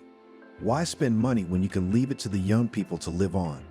A wedding can be celebrated at home. That's the way it's been done for centuries. The first day was celebrated at the groom's house, the second at the bride's house. When Cindy learned that the wedding party would be held at home, she was disappointed, but she didn't let on. Maybe it's for the best, she thought. After all, I'm pregnant, and I don't really need a noisy celebration in a pub. The girl realized that she was talking herself into it. After all, the wedding, which is a lot of young people, cannot be quiet and rank. But the main thing is that we love each other, Cindy summed up, and the argument seemed to her quite weighty. Cindy's health left much to be desired, and the cheapest and not too elegant dress, bought by Valerie, emphasized her interesting position. The happy groom now and then unceremoniously and without a hint of tenderness to the future baby grabbed Cindy's belly, and at the same time looked proudly and meaningfully at his friends. Look at me, I'm an eagle. Cindy was terribly unpleasant, but then she wrote it all off to nervousness, which is normal for a bride who is pregnant. The happy newlywed had been drinking himself to shreds and behaving outrageously. Barry squeezed the bride, and she, instead of making a remark to her new husband, smiled strangely, as if begging the guests to be more lenient. He kissed the lips of all the women present, sprinkling them with thick booze. And when the boyfriend of Elizabeth, Cindy's college friend, said that it was wrong to do that, he exclaimed indignantly, "Do you know who I am?" "I warned you," the young man said with an undercurrent of menace and walked away, not wanting the conflict. At the end of the evening, the newlywed climbed up on the table, took off his jacket and threw it on the floor, waving it vigorously in the air. "I married an awesome hottie today," he shouted. "I did it. I'm the coolest alpha male ever. Yo ho ho ho whoa." His friends whistled back so encouragingly that the guests' ears popped. Cindy wanted to cry. Barry, either accidentally or in a fit of emotion, kicked a vase of Olivier. The salad instantly landed on his father-in-law's new suit, who was standing nearby. Harvey's face turned purple with anger, but not to spoil his daughter's holiday.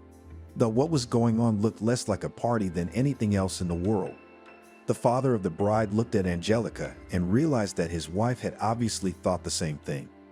This was not how they had envisioned their only daughter's wedding. Cindy looked at her parents and looked down at them. Dreaming, you idiot, of a beautiful wedding. She mocked herself. Enjoy it. The second day of the wedding, according to tradition, which so honored Betty, celebrated in the apartment of the bride's parents. After the party, the guests took a stroll through the city. The bridegroom had done well here too. He walked with Cindy in his arms and shouted obscenities to the approving cackling of his gopnik friends. It's nothing, Betty said soothingly. From now on, the mother-in-law would take a moment to make fun of him and calm down. It's a wedding after all. Yes, the daughter-in-law nodded with a forced smile. I understand. She wanted so much to believe that what Betty had said was true and that everything would be all right. But just as Ariana, with whom they'd already reconciled, had predicted, things had only gotten worse. A friend was also present at the wedding and was shocked. The sacramental phrase, "I warned you," remained unspoken. It was more important to support the friend who was already having a hard time.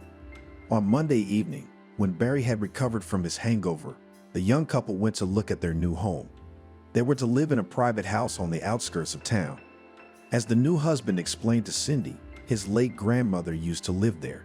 "How do you like it here?" Barry asked. The young wife didn't know what to say. The impressive layer of dust and numerous cobwebs, to put it mildly, did not inspire enthusiasm. "Well, it's okay," Cindy replied hesitantly. "I don't get it," the husband said with a barely perceptible but still threatening tone. "What's wrong with you? It's not like you're a lady. You can clean, wash, and all that." "But won't you help me?" she asked confusedly.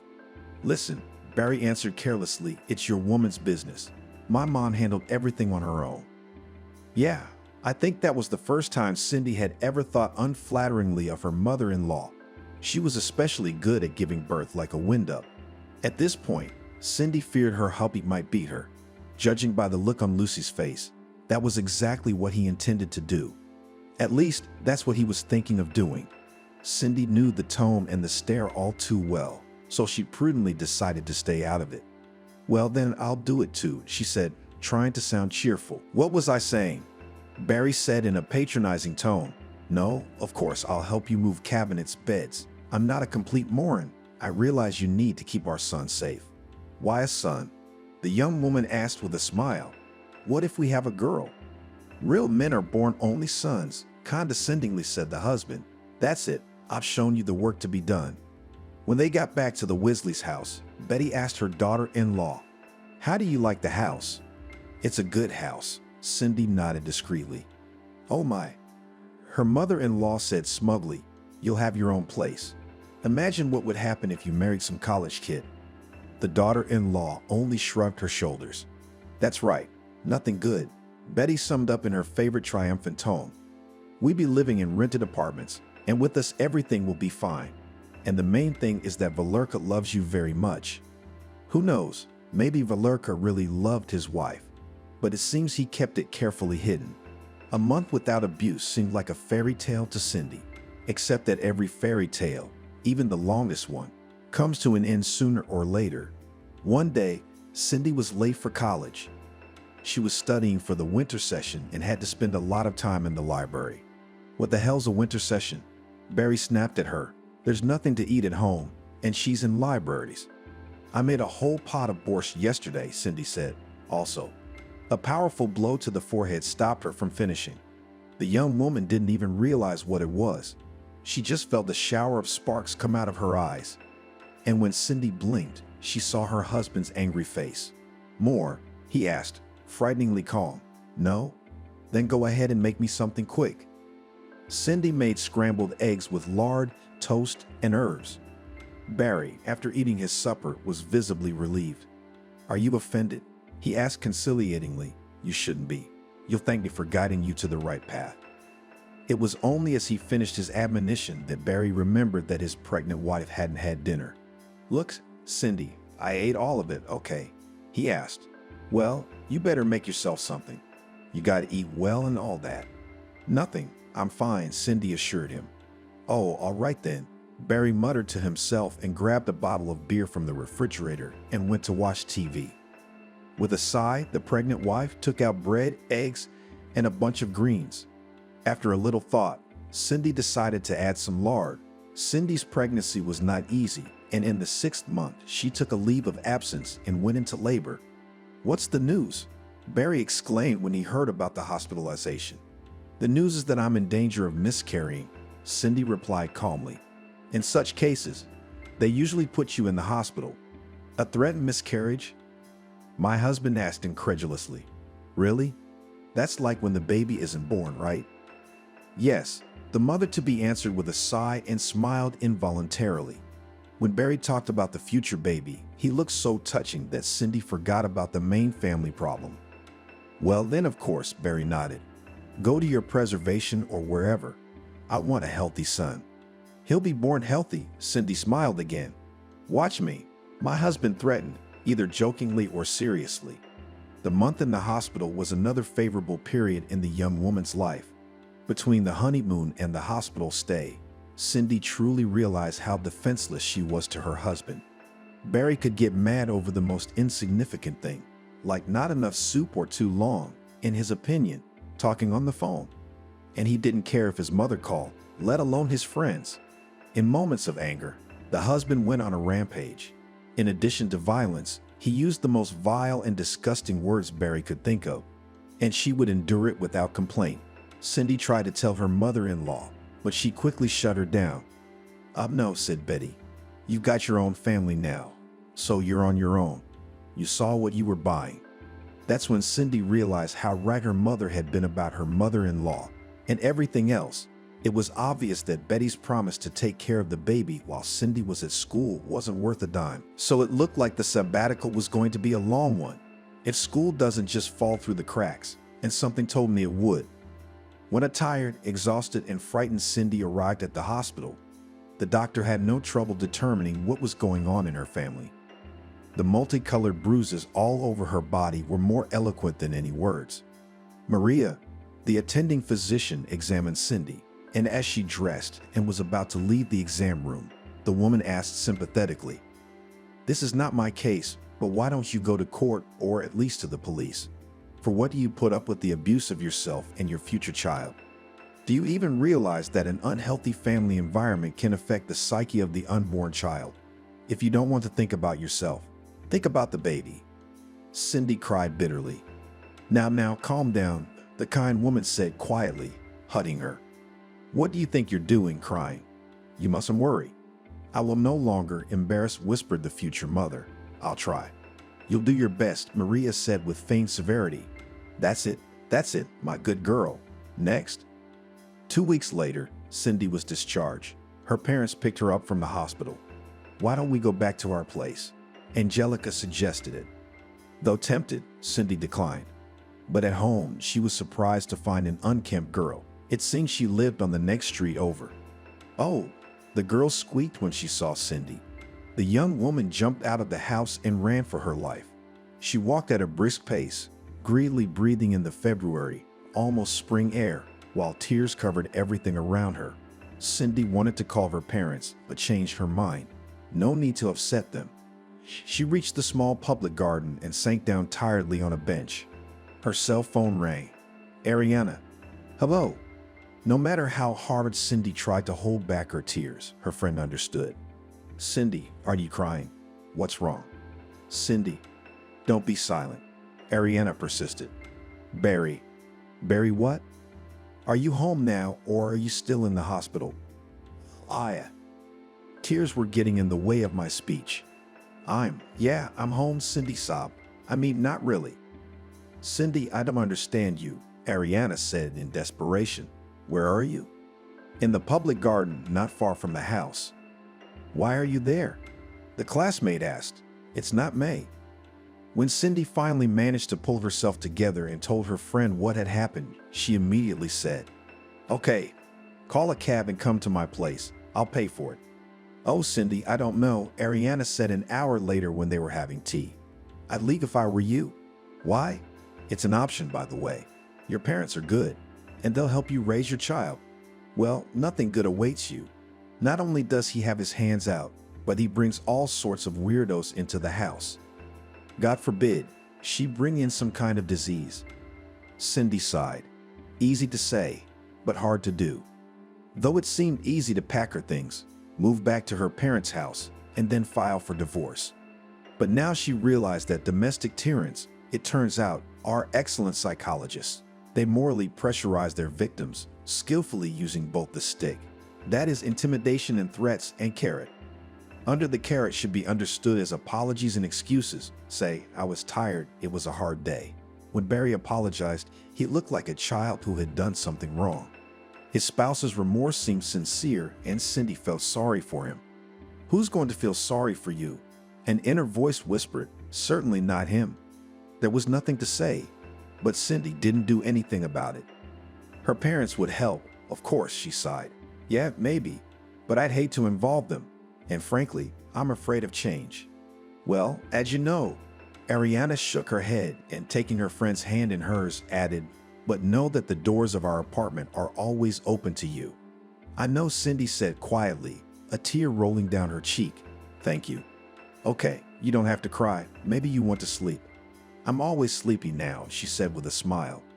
Then go to bed, Ariana said and put her arm around her shoulders and took her to her room.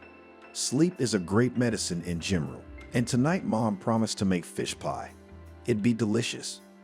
That afternoon, Cindy slept over at a classmate's house, and the next morning, her husband showed up. Barry apologized profusely and said they were made for each other. Eventually, Cindy went home with her husband.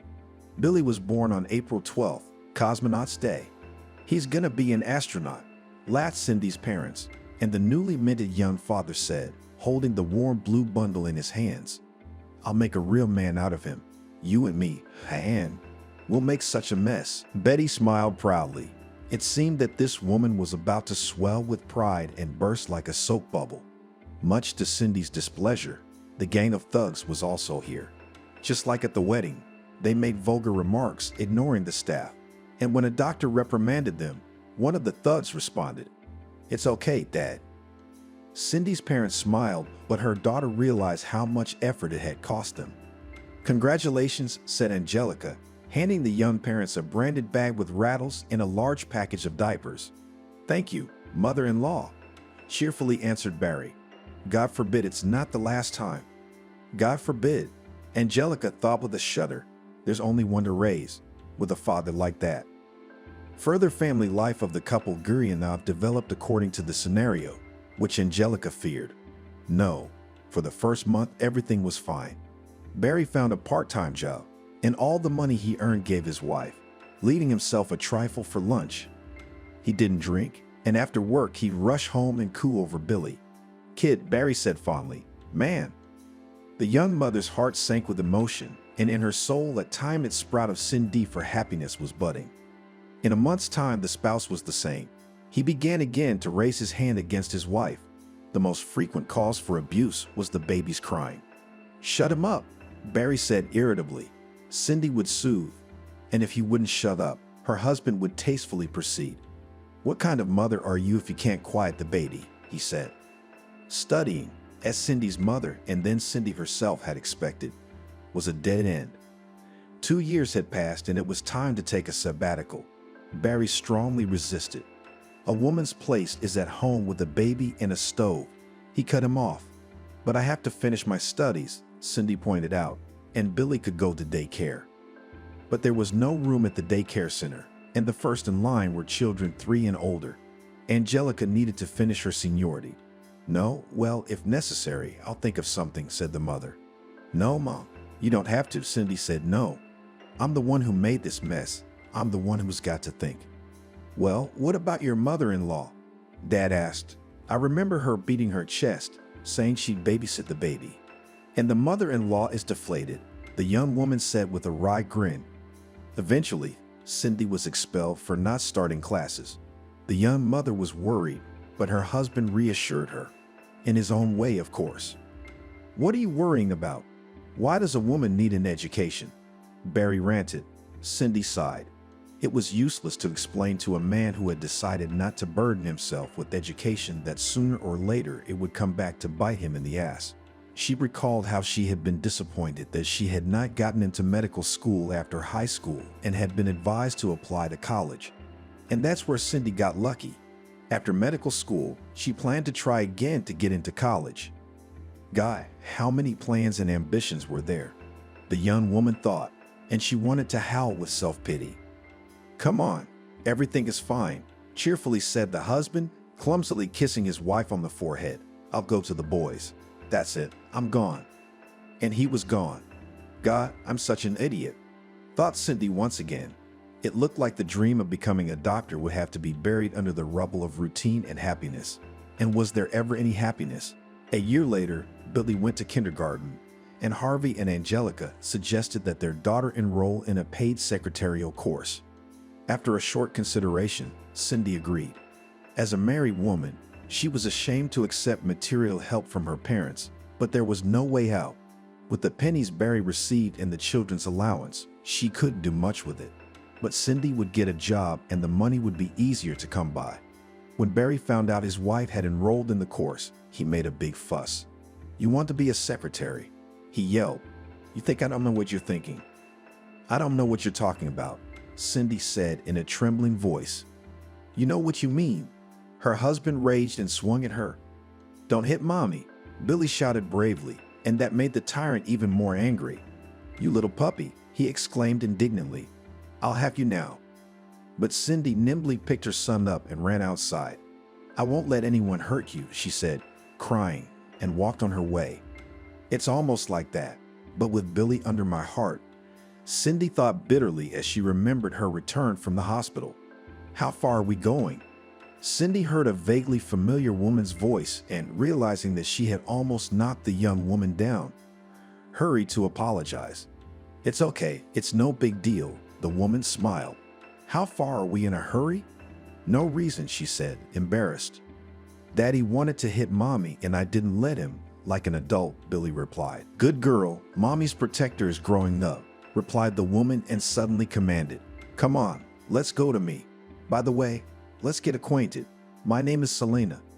"Cindy," the young woman introduced herself with a smile. "And my son's name is Billy." "That's a good name," Selena said approvingly. "And he's a great kid. Come on, let's go, let's go." Selena lived in the alley that led to the end of their street. "I haven't seen you around here before," Cindy said thoughtfully. "Maybe not," nodded the new acquaintance. "I've been here a little over a month. My grandmother was buried 6 months ago, so I took the inheritance. There's that house." "Oh yes," Cindy nodded, remembering the old woman who used to live here. "I think her name was Martha and she hadn't been out of the house lately." "Do you often run away from your husband like that?" Selena asked, when the rest of the apple pie was eaten and the tea was drunk. "Occasionally," Cindy replied evasively. "And then apologies, reconciliation, a temporary lull, and then it's back to normal," she sighed. "I know the story." "Have you had that happen to you?" she asked in surprise. Looking at the cheerful, companionable woman, Cindy couldn't believe she had the same problems. "You," Selena corrected with a smile. "No, I've been spared, but my cousin had." "She did." "Yes, but thank God, it's all behind her now. She's remarried now, and her new husband loves her to pieces." "How did she do it?" "How?" Selena shrugged. "One day Maria packed up her things, said she was tired of being patient, and gave the brawler a goodbye." "That's a lot to take in," Cindy said sadly. "So I guess I'm a sucker. It's in your hands." And that was the day Cindy made a new friend. Selena offered to let her and her son spend the night, and they stayed. And then she came home, apologizing and swearing, "I won't hurt you." And I didn't. But after a month, it was back to normal. Cindy was taking secretarial classes, and Barry suspected her of all sins. Whenever Cindy was late, her husband would get hysterical. She knew she had to make a change, but she was still afraid of change. "What are you afraid of?" Ariana wondered. "You have to work somewhere, one way or another. Who's going to pay your pension? Barry?" After graduating, Cindy took a job as a secretary at the school. Oddly enough, Barry was cool about it. Cindy assumed that her husband thought the school was a place where no one would infringe on her honor, and she was not far from the truth. In Barry's mind, it was a place where his wife wouldn't give him the horns. It was high school. At her new job, she made friends with Sarah, a cheerful, pretty, black-eyed brunette with a short, stylish haircut. They were the same age, so they hit it off quickly. Sarah taught computer science. When Sarah told her that she was graduating from Teachers College this year, Cindy suddenly felt sad. Now she could finish college and try her luck at medical school. What's the problem? Sarah wondered, "How old are you?" "Yeah, and what would I have to live on while I was in school?" Cindy grinned. Sadly, it looked like that train had left. "Oh, never say never," her coworker shook her head with a smile. When Billy went to first grade, Barry was offered a job as a trucker for a logistics company that was gaining momentum. Why, he told his wife over dinner, "I got the right category." And they promised good money. "That's great," Cindy smiled. The couple was in a quiet period now, and looking at them, no one would have guessed the problems in the family. Cindy tried to remember the good times and sadly recognized that they were sadly few. However, Lucy's successful employment with a private logistics company had been one of the brightest and most positive moments. And it was not only, and not so much about money, the employer hadn't cheated. Barry was really starting to make a decent living. But besides that, Cindy saw another plus. Sometimes her husband would be away for a week or even a month. Quite often, Barry would come back for a day or two, and then he'd be off again. He just didn't have time for abuse. In the absence of her husband, Cindy, though she was afraid to admit it even to herself, rested her soul. She looked better, began to go out with her friends to caves, shopping, or to the sauna. Son also pleased. The woman recalled with horror how nervous and withdrawn was Billy because of their scandals. But now he became calmer, more collected, and studied better at school. Feeling that life seemed to be getting better, Cindy cheered up. But the joy was premature. One day, returning from another long voyage, Barry mumbled, "We're talking." "I'm listening," nodded his wife warily. From Barry's tone, the conversation was unlikely to be pleasant. Cindy was afraid to even think about continuing it. "Listen to me," he said sharply. "If I find out you're seeing someone, I'll blow your head off and his, you know me." Cindy did. "Except it'd be nice to know what this is all about, wouldn't it? And don't give me the sheep eyes," Barry shouted. "What's the matter?" the wife exclaimed in bewilderment. "What the hell were you doing in the sauna?" he asked in a sly but unkind tone. "In the sauna?" Cindy repeated the question. "In the sauna and the sauna. What do you do in a sauna?" Cindy shrugged her shoulders. "Warming up, steaming, swimming in the pool." Barry noticed that she was different, more self-confident or something. She looked different too. Fresher, better looking, more rested. He didn't like it and had an interesting thought. "There's someone else," Barry thought angrily. "I'd better find out who. Then we'll all be in trouble." "Warming, steaming, swimming," he repeated mockingly. "That's it. What else do you want to know?" Cindy asked indifferently. "Don't play dumb with me," he yelled. "You want to embarrass me? When my husband walks out the door, you go to the saunas? You, wife, mother?" Barry, she was astonished to realize that her husband suspected her of infidelity. "What makes you think I'm cheating on you?" "I was just told that you were in the sauna," Barry said in a confused voice, which was amusing. "So?" Cindy snorted. "Do you think they only do, naughty things in the sauna?" "Well," he said, and his wife grinned mentally. "I guess this is the kind of thing where they say the hat on the thief is on fire." It was strange that Barry didn't fight this time. "It wasn't weird," Sarah said thoughtfully when Cindy told her co-worker about it. "It's just that you're different now. You're prettier and, more importantly, more confident, so he didn't dare hit you. And you know what? Your abuser is afraid of losing you." Cindy was glad to hear that. Maybe there was a holiday coming up on her street too. Cindy returned from her lunch break and was taking her desk when she received a call from an unfamiliar number. "Hello, we don't know your name," said the caller. "Are you Barry's wife?" "Yes, that's correct," answered Cindy. "I'm sorry, but your husband was killed in a car accident. Would you be able to come down for a lineup?" "Yes, of course," she replied, and suddenly a pair of golden red goosebumps flickered in front of her eyes. Must be the pressure. Cindy grimaced and rubbed her temples. The principal came into the waiting room. "Are you all right?" Boris Mikhailovich asked, looking at her intently. Yes, I mean, no, my husband died. At her husband's funeral, Cindy had mixed feelings. She was truly sorry for Lucy, who had died in the prime of life. But listening to herself, she realized that she did not feel deep sorrow as befitted a widow. Apparently, my love has burned out, the widow decided. Cindy tried to cry at least for the sake of decency, but no matter how hard she tried, she couldn't squeeze out a tear. She looked at her son. Billy was as serious as ever, and he wasn't crying either. The mother-in-law walked up to them. If Cindy hadn't known it was her, she never would have believed it. Betty was graying, her face was completely white, and there were deep creases in the corners of her mouth. "How are you?" Cindy asked sympathetically, intending to hug Betty. She's still asking. Her mother-in-law roared, her voice sounding frightening. "Aren't you ashamed of yourself? You're the one who drove him into the coffin." "What are you talking about?" Cindy was stunned. "I'm telling you what I know. If it wasn't for you, he wouldn't have gotten that damn job. You're the one who couldn't get enough money. Damn you! Damn you! Damn you!" screamed the inconsolable mother. Billy blocked his mother with himself and said bravely, "It's not true." "Mom, calm down, son," Arnold reassured Betty. "Cindy, for God's sake, I'm sorry. You realize?" "Yes, of course," she nodded. "Of course I do." Arnold and some other guy took the sobbing woman away, and Cindy clung to Pasha and whispered, "My protector." And then she let the tears flow. A couple days later, Cindy called Betty. "Cindy," she said in a muffled voice, "I'm sorry. I didn't know what I was saying. And I'm sorry about Barry too. He's been a pain in the ass." "Oh no," my sister-in-law exclaimed. "He who remembers old times is the one who's out of sight." "You're kind," sighed Betty. "I Nadenka, here's something else to call. I've been thinking, let's all come to my place for 9 days." "Okay," agreed Cindy. "I'll talk to the girls. They'll help with dinner." "That'd be great. Thank you, daughter."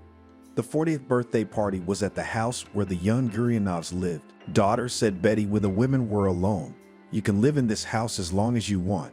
I bequeathed it to my granddaughter. It's a place to live." "Thank you, Betty," Cindy replied, and the women hugged. "Don't forget the old woman," she smiled sadly. Of course, smiled back at her sister-in-law and another. "If you need help, don't hesitate. We're not strangers after all." "Too bad for her," she said with a sigh to Ariana, Sarah, and Celine, who had volunteered to help clear the table. "That's for sure," Ariana nodded. "No one would wish to bury their own child, but one must move on with one's life. Your life, for example, you might say is just beginning." Cindy could see where her friend was going. Well, it's about to start. As the memories lulled her to sleep, Cindy fell asleep. When she woke up at 6 in the morning without an alarm clock, she felt an unprecedented rush of energy. She was no longer afraid of change. With a sweet stretch, Cindy got out of bed without hurrying. Today, she wanted to make breakfast for herself and her son. Not scrambled eggs or sandwiches, but something special. Playfully finishing her breakfast, Cindy began to dress up. When Billy awoke to the appetizing smells, his mother was already in full dress. "Mom, you look so pretty today," exclaimed the son. Cindy was very pleased to receive a compliment from her son. But the woman suddenly realized with horror that she didn't know how to respond. "I just had a good night's sleep," she smiled. "Well, yes," Billy nodded. "You went to bed early last night. I got in at 9, and you were already asleep." "Yes," nodded his mother in response. "I've been so tired lately. I'm exhausted. I'm so sleepy." "Well, let's have breakfast, or you'll be late for school. I fried some meat dumplings, and here's some stuffed tomatoes." That's the theme. We're having a royal breakfast today." "You bet. Eat up, my good man." Cindy was on her way home from work, and as she passed the office of the medical center, she saw an ad that read, "Administrator wanted." Obeying a sudden impulse, the young woman determinedly pulled the door open. What a laugh, she thought. Unfinished medical school with 10 years experience as a school secretary. That's quite the track record.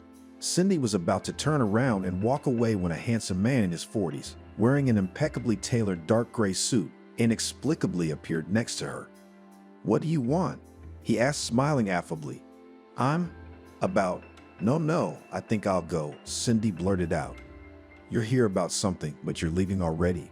The man laughed. Well, no, I'm not letting you go now that you're here. I take it you're here about the job. The man asked the HR manager, whose name was Max. Ah, been there, done that? Well, yes, Cindy decided. Why did you choose our company? I saw the ad and came. She wanted to blurt out, but something told her she shouldn't answer that way. I dreamed of becoming a doctor since childhood, but it didn't work out. The young woman replied and was embarrassed. Well, it's like that. I probably don't fit you. I'll go. I'm talking nonsense here. Well, why nonsense? Objected her manager. Go on. I'm very interested. So why didn't it work out? And then Cindy, completely out of the blue, told a complete stranger her life story. She told him everything without holding anything back. That's what happens, Max said thoughtfully. At first it's all darkness, and then there it is, the light at the end of the tunnel, when you don't expect it. It's not an easy story, but I guess it was meant to be. Yeah, I guess so. You know, Cindy, you'd have a chance to realize your dream here. The man smiled slyly. You do? I do.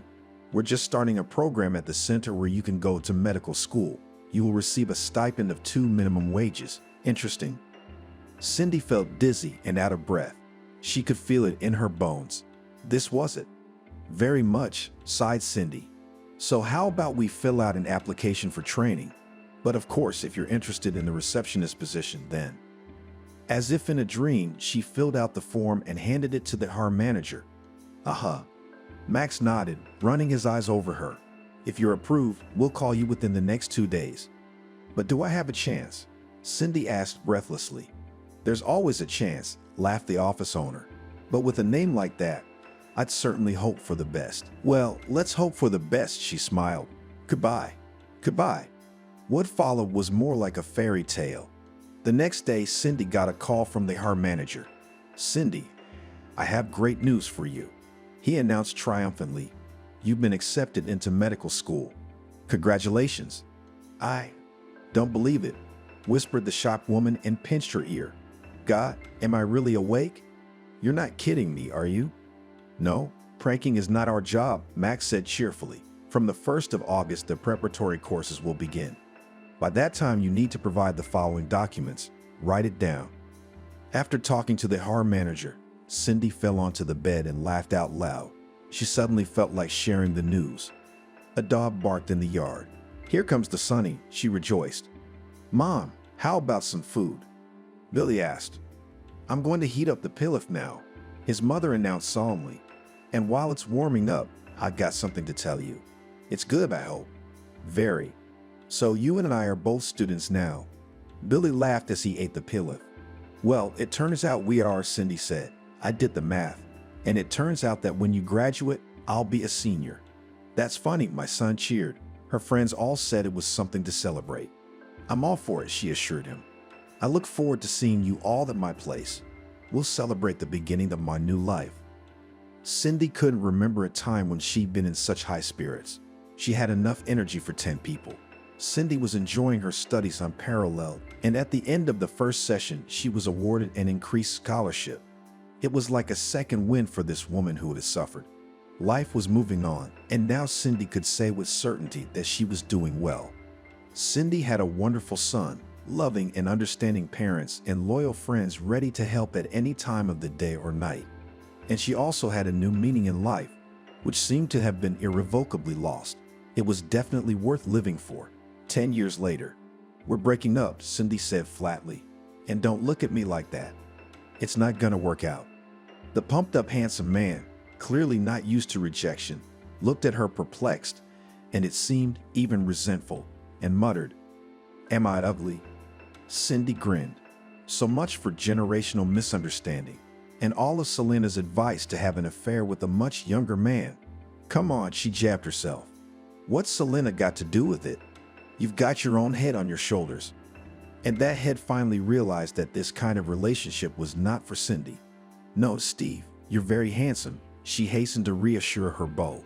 But I think you're too good for me, and I'm embarrassed by that. Kara smiled smugly, and Cindy read her former favorite's mind. Okay then, it was written on his smarmy face. Well, why would she, a smart woman and an excellent doctor, Want this narcissist? That's just it, she didn't. It was going to be a busy day. She had a meeting with her friends in an hour. Every Saturday, the charming quartet of women gathered at her favorite cafe. The ladies drank wine and discussed the events of the past week or the issues on the agenda. Cindy went outside, hailed a cab, and sat down on a bench and thought, "Well, why am I so unlucky in love?" She thought sadly, or maybe there isn't any. When Cindy graduated with a red diploma, she had no trouble finding a job. The medical center needed a therapist, and she was invited to work there. Later, she learned that Max, the same her manager with whom they'd had a heart-to-heart talk, had insisted she apply. Cindy was flattered, but it was a flower. Max had his eye on her back then, but at the time, the her manager was married. It couldn't even be called a marriage, the man confided. "We lived by inertia." She nodded. She had lived by inertia, but she had also lived like that, by inertia. So she had found a soulmate. That's what it turned out to be. That's why the affair was short-lived. Cindy couldn't live without love. You can't build a relationship on soulmates. She remembered Barry. She'd been burned, but she loved him. For that alone, Cindy was grateful to her late husband in his memory. Max and Cindy had parted as friends. They continued to work together, and then Max was invited to work for some cool advertising agency. Then there was Victor, a neighbor in the private sector, also a widower. And then there was Steve, handsome, athletic, charming, and nothing. Anyway, she's had enough. I have a job I love, loyal girlfriends, a great son, Cindy thought. That's more than enough to enjoy life. When Cindy entered the cafe, all her friends were already there. "You're late today," Sarah said. "The young lover must have held you up," Selena suggested with an innocent smile. "He did," Cindy countered. "It took forever for him to realize I was giving him my resignation." "What? You blew Steve off?" Ariana's head snapped up. "Is he the center of the world?" She grinned. "Actually, Steve is the same age as my son, and I'm embarrassed by that." "And you told him that?" "I did," Cindy nodded. "I explained my embarrassment by saying that Kira was supposedly too good for me." Before she could finish, her friends burst out laughing. "Yeah," Sarah laughed. "You're very self-critical." Cindy finished her glass of wine and said, "Okay, girls, it's nice to be with you, but I got to go." "What's wrong?" Selena asked. "Don't tell me you're in a hurry to go on a date with the man of your dreams for whom you gave Steve your resignation." "Oh, guys." Cindy rolled her eyes theatrically. "Are you guys thinking about something else for a change?" "We're worried about you, aren't we?" the friend said. "Thank you very much," she bowed jokingly and then added seriously. "But today I finally realized that these affairs are not for me, and neither is love. Well, now I'm leaving you. Tomorrow I have a meeting with the most beloved man in the world, so I have a lot of preparations to make." Lingerie candles, Sarah winked understandingly. "Yeah," Cindy grinned. "I'll have to bake his favorite liver pies." "Billy's coming," Selena guessed, remembering his love of baked liver pies. "And not alone," she smiled. "Billy's coming with a girl." "Good for you, Godson," Ariana said approvingly. "Well, if it's with a girl, sure." "What kind of girl?" "I don't know yet. I take it she's from the Institute." Billy was in his 5th year at the Mechanical Engineering Department of the Regional Polytechnic Institute. He was going for a red diploma, which was to be defended in a month. Billy studied a lot, but it did not interfere with the personal life of the charming blue-eyed brunette. Cindy was proud to say that Billy was like her. Mother and son were similar not only in appearance, but also in character. The most important and obvious similarity was the eagerness to study, the desire to learn new things, and as a result, to develop. But the loving mother had one more parallel to draw. This parallel was personal life. About the personal life of Billy, a student of mechanical engineering faculty, there were the most incredible rumors. The tall and handsome brunette liked not only female students, but also graduate students and young female teachers. At the same time, no one had ever seen Billy with a girl, and this gave rise to a lot of rumors. Some said that Wesley was an Alfonso. They said that Billy had been seen with a beautiful, well-dressed woman who was about 20 years older than him. When Billy showed one of his classmates a photo of him with his mother, the legend was all that was left. The beautiful, well-dressed woman was Cindy. But the people did not rest on this, and after a while rumors of his unconventional orientation. Soon everyone was convinced that this is not true. The future promising engineer's girlfriend turned out to be Juliana, the institute's barmaid. And what did he find in her? Whispered students, hurt by the fact that the blue-eyed handsome man ignored them in favor of some barmaid. Only Sarah, Billy's classmate, had thought to put the question differently. Maybe she had found it, not him? The shrewd girl was not far from the truth. Julian had a pretty doll face, a seductive shape, and a desire to marry. A rich one, if only. The girl was sure that her virtues were enough for that.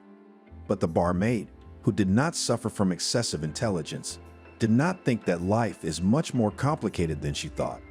Once Juliana worked as a waitress in a cafe, and there she drew the attention of a respectable gentleman, which people called daddies. In anticipation of a beautiful life, the girl quit the cafe. And 3 months later, Mickey, as the name of the sponsor, found another shallow hunter for easy money. Left without a job and a rich daddy, Julian became despondent. But then it hit her. We should go out hunting, she thought cheerfully. Julian now realized that the age-old daddy was a temporary option anyway. No, yet one should look for an object for a permanent relationship, and in the long run for a strong and happy marriage. Therefore, the best place for hunting was a cafe where the golden youth hung out. The girl had some money left, enough to sit in an elite institution with taste. And if she was lucky, she wouldn't have to spend it. Juliana went to the hairdresser, chose the best dress bought by her daddy, and went in search of prey. 15 minutes later, she was approached by a handsome, expensively dressed major, whose name was Harry. The young people got to talking. Julian was ashamed to admit that she had nothing to do with the golden youth and had quit their cafe not long ago. And the reason for the dismissal? Not thinking long, the girl said that her father is the general director of the company and her mother is the manager. I see, family business. What kind of company? Harry asked with interest. Ah, well, so it's not here. But Julian found herself. The girl was not modest about her education either. She told her new acquaintance that she studied at the university at the Faculty of Economics. Respectfully stretched out the guy. An economist then. Yes, Julian smiled disarmingly and thought that in a way she was. The young men began dating. Harry turned out not to be some kind of major slacker, but an aspiring entrepreneur. He had a small company producing plastic windows. Harry gave the girl flowers and boxes of expensive chocolates. And one day the guy told Julian that he wanted to meet her parents. The girl didn't know whether to laugh or cry. For once, Juliana met a wealthy young man, and she could not even introduce Harry to her family, all because of her lies. Julian's parents had nothing to do with business. Her father was a construction worker and her mother was a supermarket clerk. And my parents are away right now, Julian replied. That's too bad, the boy replied. For how long? A month and a half to 2 months. You know what? Then I'll introduce you to my parents. Really? Julian was embarrassed. Well, why not? The meeting with Harry's parents took place on Saturday, and it was unforgettable. On the occasion of such an important event, Julian wore a little black dress, which was also donated by a former sponsor. I remember that at the time she was surprised that such a simple-looking dress cost a lot of money. Remember, it's called noble simplicity, Mickey said instructively. And it cost a lot of money, a lot more than brightness and glitter. Julian thought this dress would be a great way to meet the parents of a young rich man. She chose boat shoes and a clutch, unencumbered with decorations, and did her makeup in nude colors. Julian was sure that the noble simplicity would be appreciated. Come in, don't be shy, Harry said cordially. He took the girl by the hand and led her into the hall, where the guy's parents and a fancy table were waiting for them. Mom, Dad, said the boy solemnly. Meet Julianne. This is Julianne, my girlfriend. Seeing Harry's father, Juliana automatically backed away. In front of her was Mickey, her ex-daddy. He was staring at Julianne, and she thought he was going to say something mean. But nothing of the sort happened. Harry's father, as if nothing had happened, greeted the girl, introduced himself, and then introduced his wife. Lucy was a beautiful, slender, and sophisticated woman. What do these daddies lack? thought Julian involuntarily at the sight of the mature beauty. Oh yes, and she thought that such embarrassments happen only in the movies. Julian, what do you do? Lucy asked with a smile. The girl's tongue stuck to the sky, and it was incredibly difficult to lie in the presence of a person who knew the whole truth about her. And Julian is an economics student, Harry answered for her. Really? Smirked Mickey. It was unlikely that his wife and son noticed the smirk. And if they did, so what? They didn't realize anything anyway. I wonder if they realized the antics of the father of the family. Giggled Julianne to herself. Good girl, praised Lucy. Who are your parents, if it's no secret? The girl remained silent, and Harry, writing it off to her excitement, came to the rescue again. Julian's parents have a firm in Street Petersburg. Even so, the head of the family nodded ironically. More than anything else in the world, the girl wanted to run away from this house. She scolded herself. Now I have to think of a way to get out of here. It's a shame, of course, but Mickey won't let us be together. And what to do with businessmen parents? Hearing the smartphone trinkle, notifying the owner of a messenger message, Julianne apologized. Probably the parents, she said. Nothing, Lucy nodded understandingly. The message was sent from a familiar, though already deleted, number. If you don't want to get in trouble, get out of here and quick. I don't want you here, read Julianne. The abundance of exclamation marks clearly indicated that her visit had excited Mickey beyond belief. Okay, whatever you say, Julianne thought with a chuckle. I didn't really feel like it. You'll have to excuse me, but I have to run, Julianne said with regret in her voice. So soon? Lucy was surprised, and there was a note of regret in her voice. Julianne was terribly embarrassed, but as they say, out of sight, out of mind. It was better this way, and the fact that she'd lied to Harry out of her ass didn't matter, or rather, it had been relegated to the background. But her former relationship with Mickey is no joke. Sooner or later, all secret things come to light. The girl left the hospitable apartment forever, and since then she and Harry never saw each other again. He, of course, called and wrote, but Julianne, not without regret, put the guy in the CS. When she told this story to her friend Vala, she laughed until she fell. Yes, laughed the girl, relationships were doomed from the beginning, by virtue of aggravating circumstances. Stop laughing, Julianne shouted. By the way, guys like that don't just walk down the street. That's true, Valia nodded seriously. But on the other hand, he's not the only one. And men like you, so it's too early to be discouraged. But I won't go to the cafe for golden youth anymore. You don't have to, my friend exclaimed. You know, Julian, there aren't really that many good guys among them. It's just that you were lucky at the time. And most of them are mama's boys and daddy's boys. And most of them have a nasty temper. Do you want that? What are you suggesting? You want to get married? What's wrong with university students? Yes, I know, now you say that they have no money, not counting the penny scholarship. That's true, but there's a catch. What's the difference? It's obvious, they don't have anything now, but when they get their diplomas and get on their feet. Julian thought about it. It's true. Most of the guys who got their degrees had a good life. And yes, unlike the majors, they were independent.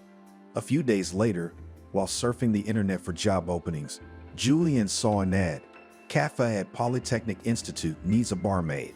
So maybe it was fate. Interesting guy, Julian said as if indifferently, looking at the dark-haired young man with the beautiful blue eyes. Interesting, nodded Catherine, one of the female students she had already made friends with.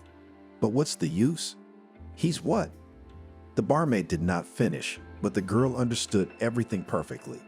No, she shook her head, although and such rumors were rumored, but to me, Billy just doesn't have any experience with girls.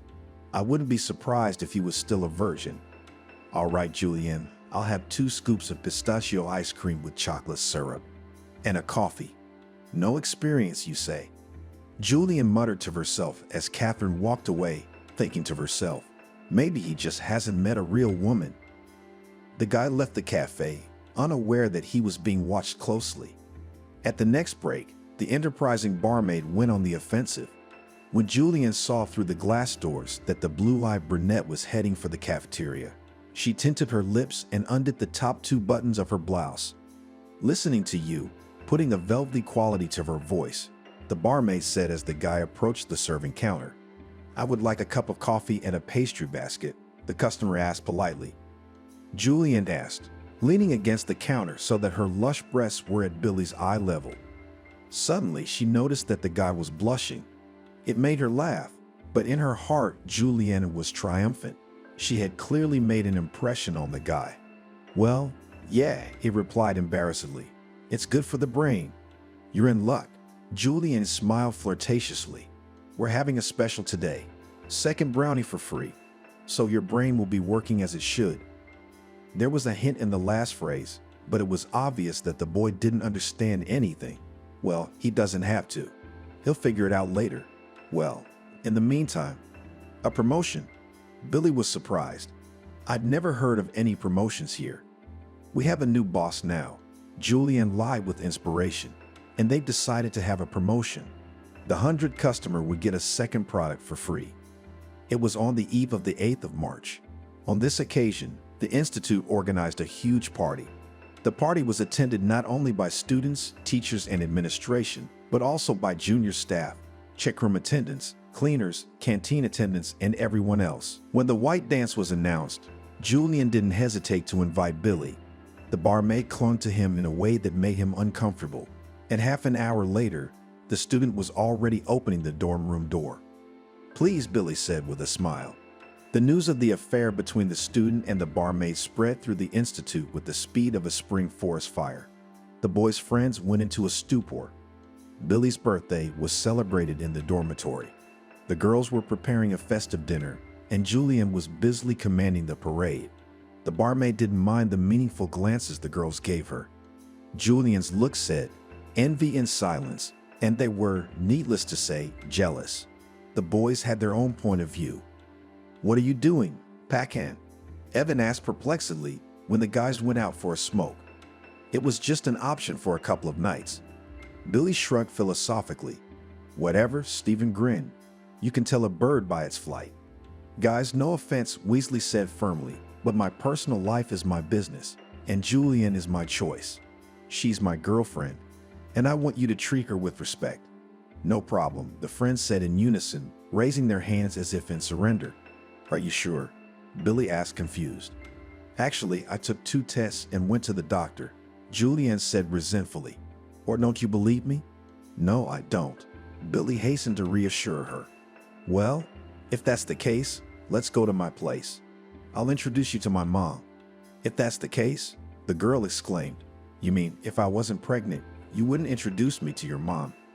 "Julian, don't twist things around," the guy grumbled. Frankly, Julian's pregnancy was a no-brainer right now. He was about to defend his diploma. Billy didn't get enough sleep, and his beloved was throwing tantrums on the spot. However, he realized that the child was not to blame. Billy was far from denying paternity. He would marry Julian, as an honest man should. Billy suddenly thought of his mother. When he was a boy, he had heard Grandma Betty and his father say more than once that his mother had tied the baby down and should be grateful to them for covering up the sin. He didn't understand anything at the time, but as he got older, he realized it wasn't that simple. One day, 8-year-old Billy overheard a conversation between Grandma Angelica and an old friend, and she said that it was Grandma Betty who insisted on marriage. And when Billy was 10 or 11 years old, he wondered what his mother had to thank his father and Grandma Betty for. As it turned out, there was nothing to be thankful for. His father had been a constant libertine, and Grandma Betty had been self-effacing. As Grandma Angelica said, she's got her idol and is enjoying married life with her young husband. "Why am I bringing all this up?" thought Billy perplexedly, and then he realized he and his mother had similar fates. Gender adjusted, of course, except that Julian doesn't fight, but that's pretty much it. And another thing, she and her mother are goal-oriented people. Perhaps their life principle can be summarized in the words of a famous saying, "Live and learn forever." Mother received a medical degree when she was already 38, and this is not everyone decides. While they're halves. "Well, aren't you an idiot?" Billy chided himself. "I love Julian, and I don't care whether she's a barmaid or a member of the State Duma." The young men got out of the minibus and walked toward the Gurionauts' house. It was a pretty house, Juliana noted. The house really did look the part. The plastic windows, put in when her father was still alive, looked as good as new. The house was finished with gray and white siding and a silver metal roof. The improvised landscaping using car tires and kefir bottles also looked very nice, especially now when peonies, violets, and irises were blooming in the beds of tires, exuding a marvelous smell. "Glad you like it," Billy smiled. A beautiful, slender brunette with the same blue eyes as his came out onto the porch. "You didn't tell me you had a sister," Julianne said. "So I don't have a sister," laughed Billy. "Meet my mom, Cindy." "Come on, Cindy," the woman grinned. "I'm not that old yet. Just call me Cindy." How young she is, Julianne thought enviously. Or maybe she just had an early birth. "Julianne, what do you do?" Cindy asked, and she grinned. She was immediately reminded of another acquaintance. "I'm a barmaid," she answered, looking at her potential mother-in-law defiantly. "A barmaid? But Billy told me you were from college." "I am from the Institute. I work there as a barmaid." "What's wrong?" "Not good enough." "Julian, I don't think I've done anything to offend you," Cindy said. "And no, I have nothing against barmaids. I married a handyman as a student, so—" "Mom, don't mind me," my son intervened. "Julian's just nervous. It's normal in her condition. Hormones, you know." "Oh my God," Cindy burst out. "Guys, you have to warn me. What difference would it have made?" The girl squinted. "Julian, why are you being so hard on yourself? Of course, it wouldn't have changed anything. But this isn't about buying a dog, is it? And by the way, I'm a doctor, and I know a lot of specialists. Good specialists." "No thanks," she shook her head. "We in the regional center with this problem is not." "Well, as you know." "She doesn't sound sincere," Cindy told her friends. "Oh, I can feel it in my heart that this isn't gonna end well. Can't Billy see past his own nose?"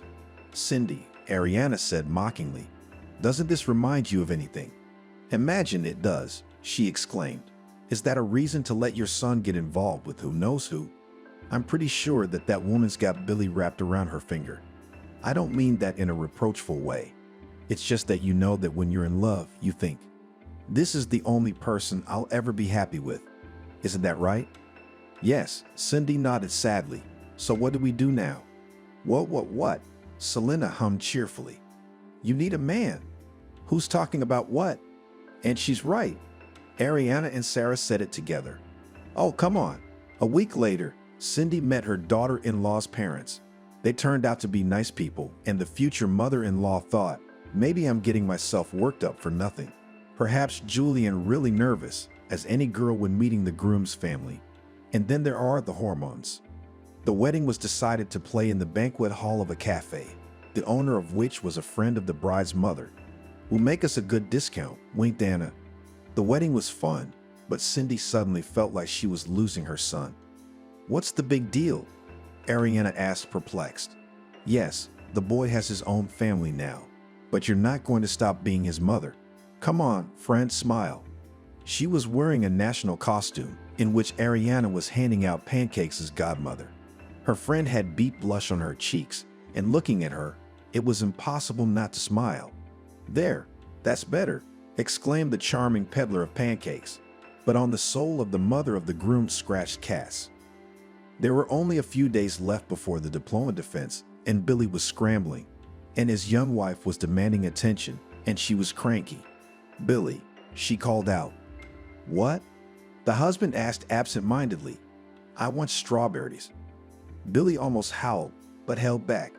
15 minutes ago, he had returned from the store where he had gone at the request of his wife, who wanted bananas. Billy had brought a bunch, but Julian had barely taken a bite of one banana and now demanded strawberries. "Julian, I don't have time for this," Billy replied patiently. "Would you wait half an hour?" "No, I won't," she said in a tone that didn't tolerate objections. "Then go yourself," suggested her husband. "They say it's good for pregnant women to walk." "I don't feel well." "Well, all right." Billy sighed and got up from the table. Every day, God knows he tried to be understanding, but every day it was getting harder and harder. "Be patient," his mother said. She'd give birth and be the same. The young father-to-be only sighed heavily. When will that be? Billy, I don't think your mom likes me, Julianne once told me. Why would you say that? Actually, she wasn't far from the truth. Billy knew it was true, although Cindy had the wisdom to hide it. Well, I'm not blind. She also doesn't believe it's your baby. Did she tell you that herself? Her husband asked, busy preparing his defense as usual. Well, not directly, of course. Julianne stretched out. But the last time she came to visit us, what was it? Oh, nothing, she said casually. Anyway, Billy, it would be better if your mother didn't come here anymore. All right, I'll tell her that, Billy sighed. Just don't tell her I told you about it. Okay, Julianne kept up. Okay, I won't. But how am I going to explain it to her? How do you want to explain it to her? She replied nonchalantly. Well, tell her there's no place to sleep. Well, I understand, Billy nodded. What's there to yell about? You want positive emotions, but you're yelling like a victim. Calm down, I heard you. Honestly, the wife smiled. Julian's mood was changing like the weather. Honestly honest, he said, kissing his wife on the temple. Billy never dared to tell his mother what his wife had asked. Sometimes he felt like he was caught in the middle of some terrible element. That's basically what it is, Billy thought. I'm between two fires, and fire is an element. He had no idea what to do in such a delicate and unpleasant situation. After all, Billy loved them both and wanted everyone to live together, but it seemed he wanted too much. Cindy didn't recognize her son, and that was the issue on another Saturday agenda. Well, I don't know, shrugged Sarah. It seems to me like you're making a storm in a glass of water. No, I'm not, Cindy said thoughtfully. As soon as I offer to come over and bring groceries, Billy says he doesn't have to and promises to come himself. So what? Snorted Ariane. The newlyweds want to be alone. Julian's pregnant, so there's no time for guests. Besides, the son promised to come himself. He's not coming, she said. Well, honey, the kid's got a defense coming up. No time to travel. And he promised. Well, I don't know, so you don't take offense. Yeah, I guess, Cindy mumbled. I'm a bit of a mess. So why would you go to the sanitarium? Selena asked cautiously. Get some rest, get better. I'm not going to a sanitarium. She waved her hand. Lately, Cindy had been having some serious heart problems. Her colleagues urged her to go to a sanatorium, but Cindy didn't want to hear about it. Not yet, she told cardiologist Veretinikov with a sigh. Medic, and so careless about your health, strictly reprimanded her colleague. Stephen, I solemnly swear to you, as soon as I deal with all my affairs, I will take care of my health, said Cindy with a smile. So why should I swear? A little better, grinned Veretinikov. It's your health, and it doesn't ask about your affairs. The doctor was right, of course, but Cindy knew that until she could figure things out for herself, she wouldn't be able to rest easy. Well, you shouldn't, said Sarah. You're tearing up your soul, not to mention your heart. But Cindy shook her head stubbornly. Waking up at dawn, Cindy remembered that her son had a defense today and decided to call. Billy answered right away. Hi, honey, she said with a tenderness that made her son's heart ache. Hi, May. How are you feeling? Fighting, I hope. You bet. Well, good for you. Break a leg. Go to hell, Billy said cheerfully, and mother and son laughed merrily. Almost like before, Cindy thought sadly, but almost. The defense of the diploma went brilliantly. The classmates celebrated the event in a cafe, and a grand banquet was planned for the evening in the dormitory. Are you coming? Stephen asked. No, guys, I'll pass. Billy said no. I'd love to, but, well, you know what I mean. Yeah, Stephen nodded. Home family. Hello to your wife. Back home, Billy was in for another round of hysterics. I'm sitting here alone and you're having fun. Julianne said it unhappily, not even asking how the defense had gone. But Julianne. Billy didn't know what to say. Okay, forget it, she said. And then suddenly, with a painful wince, she clutched her stomach. What's the matter? Billy asked fearfully. No, it's nothing, it's fine, Julianne whispered, but it sounded unconvincing. What about it, though? The doctor said it's a miscarriage. What? Julianne, this is not a joke. Should we call an ambulance? No, don't do that. The doctor says it happens from time to time. So now we have to call an ambulance every time. I don't know, Billy shrugged. I think it's better to be safe. Billy, I know what's best for me, Julian said softly. Well, okay, if that's the case. After his diploma, Billy wondered if he could find a job. He surfed the internet, went on interviews, but so far, alas, to no avail. Julian grumbled that her husband wasn't spending enough time with her, to which Billy remarked, Julian, I apologize profusely, but what are we going to live on? On your barmaid's salary. What's wrong with my job? Julian stood up. Yes, I have no higher education, and I work as a simple barmaid, but you knew who you were marrying. What's that got to do with it? He was surprised. But you have nothing to do with everything, shouted the wife so loudly that even choked. And your mother also nothing to do. She's definitely got nothing to do with it now, Billy said, trying to be calm. That's it, honey. I'm out of here. Where to? Julian was stunned, obviously hoping to continue the verbal altercation. Billy even began to suspect that she was enjoying these skirmishes. To the interview, he cut off and left the apartment. Missed again, Billy thought dejectedly. Another failed job interview. It was all about the same lack of work experience. Except where to get it? He made his way to the public garden and looked over at the pub. His mother had given him some money in honor of his diploma, so Billy could afford to drink with grief. And not only that, he was already finishing a month of cold and wildly tasty beer when Julianne called. Well, I understand, Billy nodded. What's there to yell about? You want positive emotions, but you're yelling like a victim. Calm down, I heard you. Honestly, the wife smiled. Julian's mood was changing like the weather. Honestly honest, he said, kissing his wife on the temple. Billy never dared to tell his mother what his wife had asked. Sometimes he felt like he was caught in the middle of some terrible element. That's basically what it is, Billy thought. I'm between two fires, and fire is an element. He had no idea what to do in such a delicate and unpleasant situation. After all, Billy loved them both and wanted everyone to live together, but it seemed he wanted too much. Cindy didn't recognize her son, and that was the issue on another Saturday agenda. Well, I don't know, shrugged Sarah. It seems to me like you're making a storm in a glass of water. No, I'm not, Cindy said thoughtfully. As soon as I offer to come over and bring groceries, Billy says he doesn't have to and promises to come himself. So what? Snorted Ariane. The newlyweds want to be alone. Julian's pregnant, so there's no time for guests. Besides, the son promised to come himself. He's not coming, she said. Well, honey, the kid's got a defense coming up. No time to travel. And he promised. Well, I don't know, so you don't take offense. Yeah, I guess, Cindy mumbled. I'm a bit of a mess. So why would you go to the sanitarium? Selena asked cautiously. Get some rest, get better. I'm not going to a sanitarium.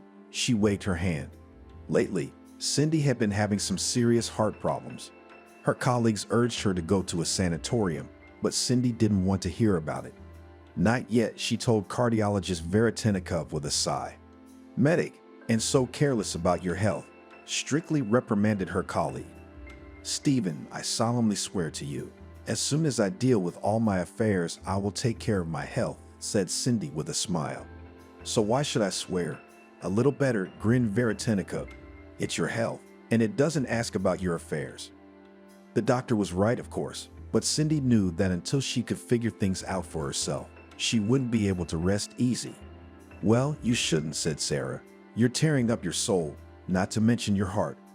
But Cindy shook her head stubbornly. Waking up at dawn, Cindy remembered that her son had a defense today and decided to call. Billy answered right away. Hi, honey, she said with a tenderness that made her son's heart ache. Hi, May. How are you feeling? Fighting, I hope. You bet. Well, good for you. Break a leg. Go to hell, Billy said cheerfully, and mother and son laughed merrily. Almost like before, Cindy thought sadly, but almost. The defense of the diploma went brilliantly. The classmates celebrated the event in a cafe, and a grand banquet was planned for the evening in the dormitory. Are you coming? Stephen asked. No, guys, I'll pass. Billy said no. I'd love to, but, well, you know what I mean. Yeah, Stephen nodded. Home family. Hello to your wife. Back home, Billy was in for another round of hysterics. I'm sitting here alone and you're having fun. Julian said it unhappily, not even asking how the defense had gone. But Julian, Billy didn't know what to say. Okay, forget it, she said. And then suddenly, with a painful wince, she clutched her stomach. What's the matter? Billy asked fearfully. No, it's nothing, it's fine, Julian whispered, but it sounded unconvincing. What about it, though? The doctor said it's a miscarriage. What? Julian, this is not a joke. Should we call an ambulance? No, don't do that. The doctor says it happens from time to time. So now we have to call an ambulance every time. I don't know, Billy shrugged. I think it's better to be safe. Billy, I know what's best for me, Julian said softly. Well, okay, if that's the case. After his diploma, Billy wondered if he could find a job. He surfed the internet, went on interviews, but so far, alas, to no avail. Julian grumbled that her husband wasn't spending enough time with her, to which Billy remarked, Julian, I apologize profusely, but what are we going to live on? On your barmaid's salary? What's wrong with my job? Julian stood up. Yes, I have no higher education, and I work as a simple barmaid, but you knew who you were marrying. What's that got to do with it? He was surprised. But you have nothing to do with everything, shouted the wife so loudly that even choked. And your mother also nothing to do. She's definitely got nothing to do with it now, Billy said, trying to be calm. That's it, honey. I'm out of here. Billy was already in the driveway when he got the call. It was a number he didn't recognize. Hello, are you Billy Wesley? The caller asked. Well, let's say I am, he answered. This is Anthony, a cardiologist from the Fourth City Hospital. The thing is, your mother. Billy went cold. What's wrong with my mom? Listening to the doctor, the boy went cold, and he hadn't realized his mother had a heart problem. What did you even know, asshole? Reprimanded Billy to himself. Unable to contain his emotions any longer, he sobbed like a child. When Billy entered the apartment, Julian was chirping merrily on the phone, looking out the window. Normally, he would have made himself known right away, lest, God forbid, he be suspected of eavesdropping. But this time it was as if something had made Billy stop and listen to what his wife was saying. Lucy, it's all right, she said cheerfully to her friend. Now I'm bringing him to the fact that I'm in danger of miscarriage, and of course, showy tantrums. By the way, the idea of dinner was brilliant. Thank you. How? It's very simple. Billy will come home in a week, and I'll be lying in bed, all sick. He's gonna ask me what's wrong, and I'm gonna tell him I had a miscarriage. But this sucker won't understand anything anyway. Well, of course not. I neutralized my mother. Julian suddenly turned around sharply and seeing her husband said, I'll call you back. Bravo. Billy nodded and slowly, with formation, struck his hands 3 times. And why, I wondered, were you a barmaid? Billy, you've got it all wrong. Julian justified herself pathetically. Oh, don't give me that. He waved his hand. Well, you weren't lying about my mother. She's in the hospital right now. You really neutralized her to perfection. In the hospital? Julian whispered, I'm sorry. Oh, really? Grinned Billy. Billy gathered his things and said at the door, Well, darling, see you later. I'm filing for divorce this week, and good luck finding a new idiot. Cindy looked much better. She had an appetite and a healthy blush on her cheeks. Anthony entered the room with a pretty little basket of flowers and a bag of fruit.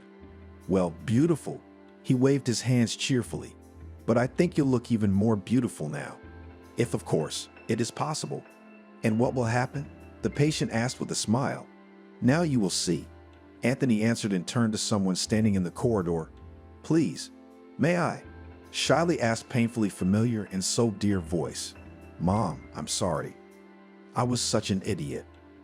Billy, Cindy exclaimed and cried. Come here, I'm gonna kick your ears off. Kick your ears off, my son humbly replied. I've earned it. Son, meet Anthony, she said. A very good man and, well, he is. Mom, I understand everything, the son replied with a smile, looking meaningfully at the basket of flowers. And something tells me that it is he who will help you forget all your troubles. Mom, you know what I remember? What do you remember? Cindy, Anthony, and Billy coming out of the registry office. I remembered how you graduated from the institute, and I just started studying, answered my son. So you're getting married and I'm getting divorced, Billy sighed. Cindy hugged her son and said, "You'll be happy yet." They got into the car and drove to the restaurant, where the closest parents of the newlyweds, Betty, some of Anthony's friends, and of course Ariana, Selena, and Sarah were waiting for them. Anthony held Cindy's hand, and she smiled serenely and thought, and I, silly me, was afraid of change.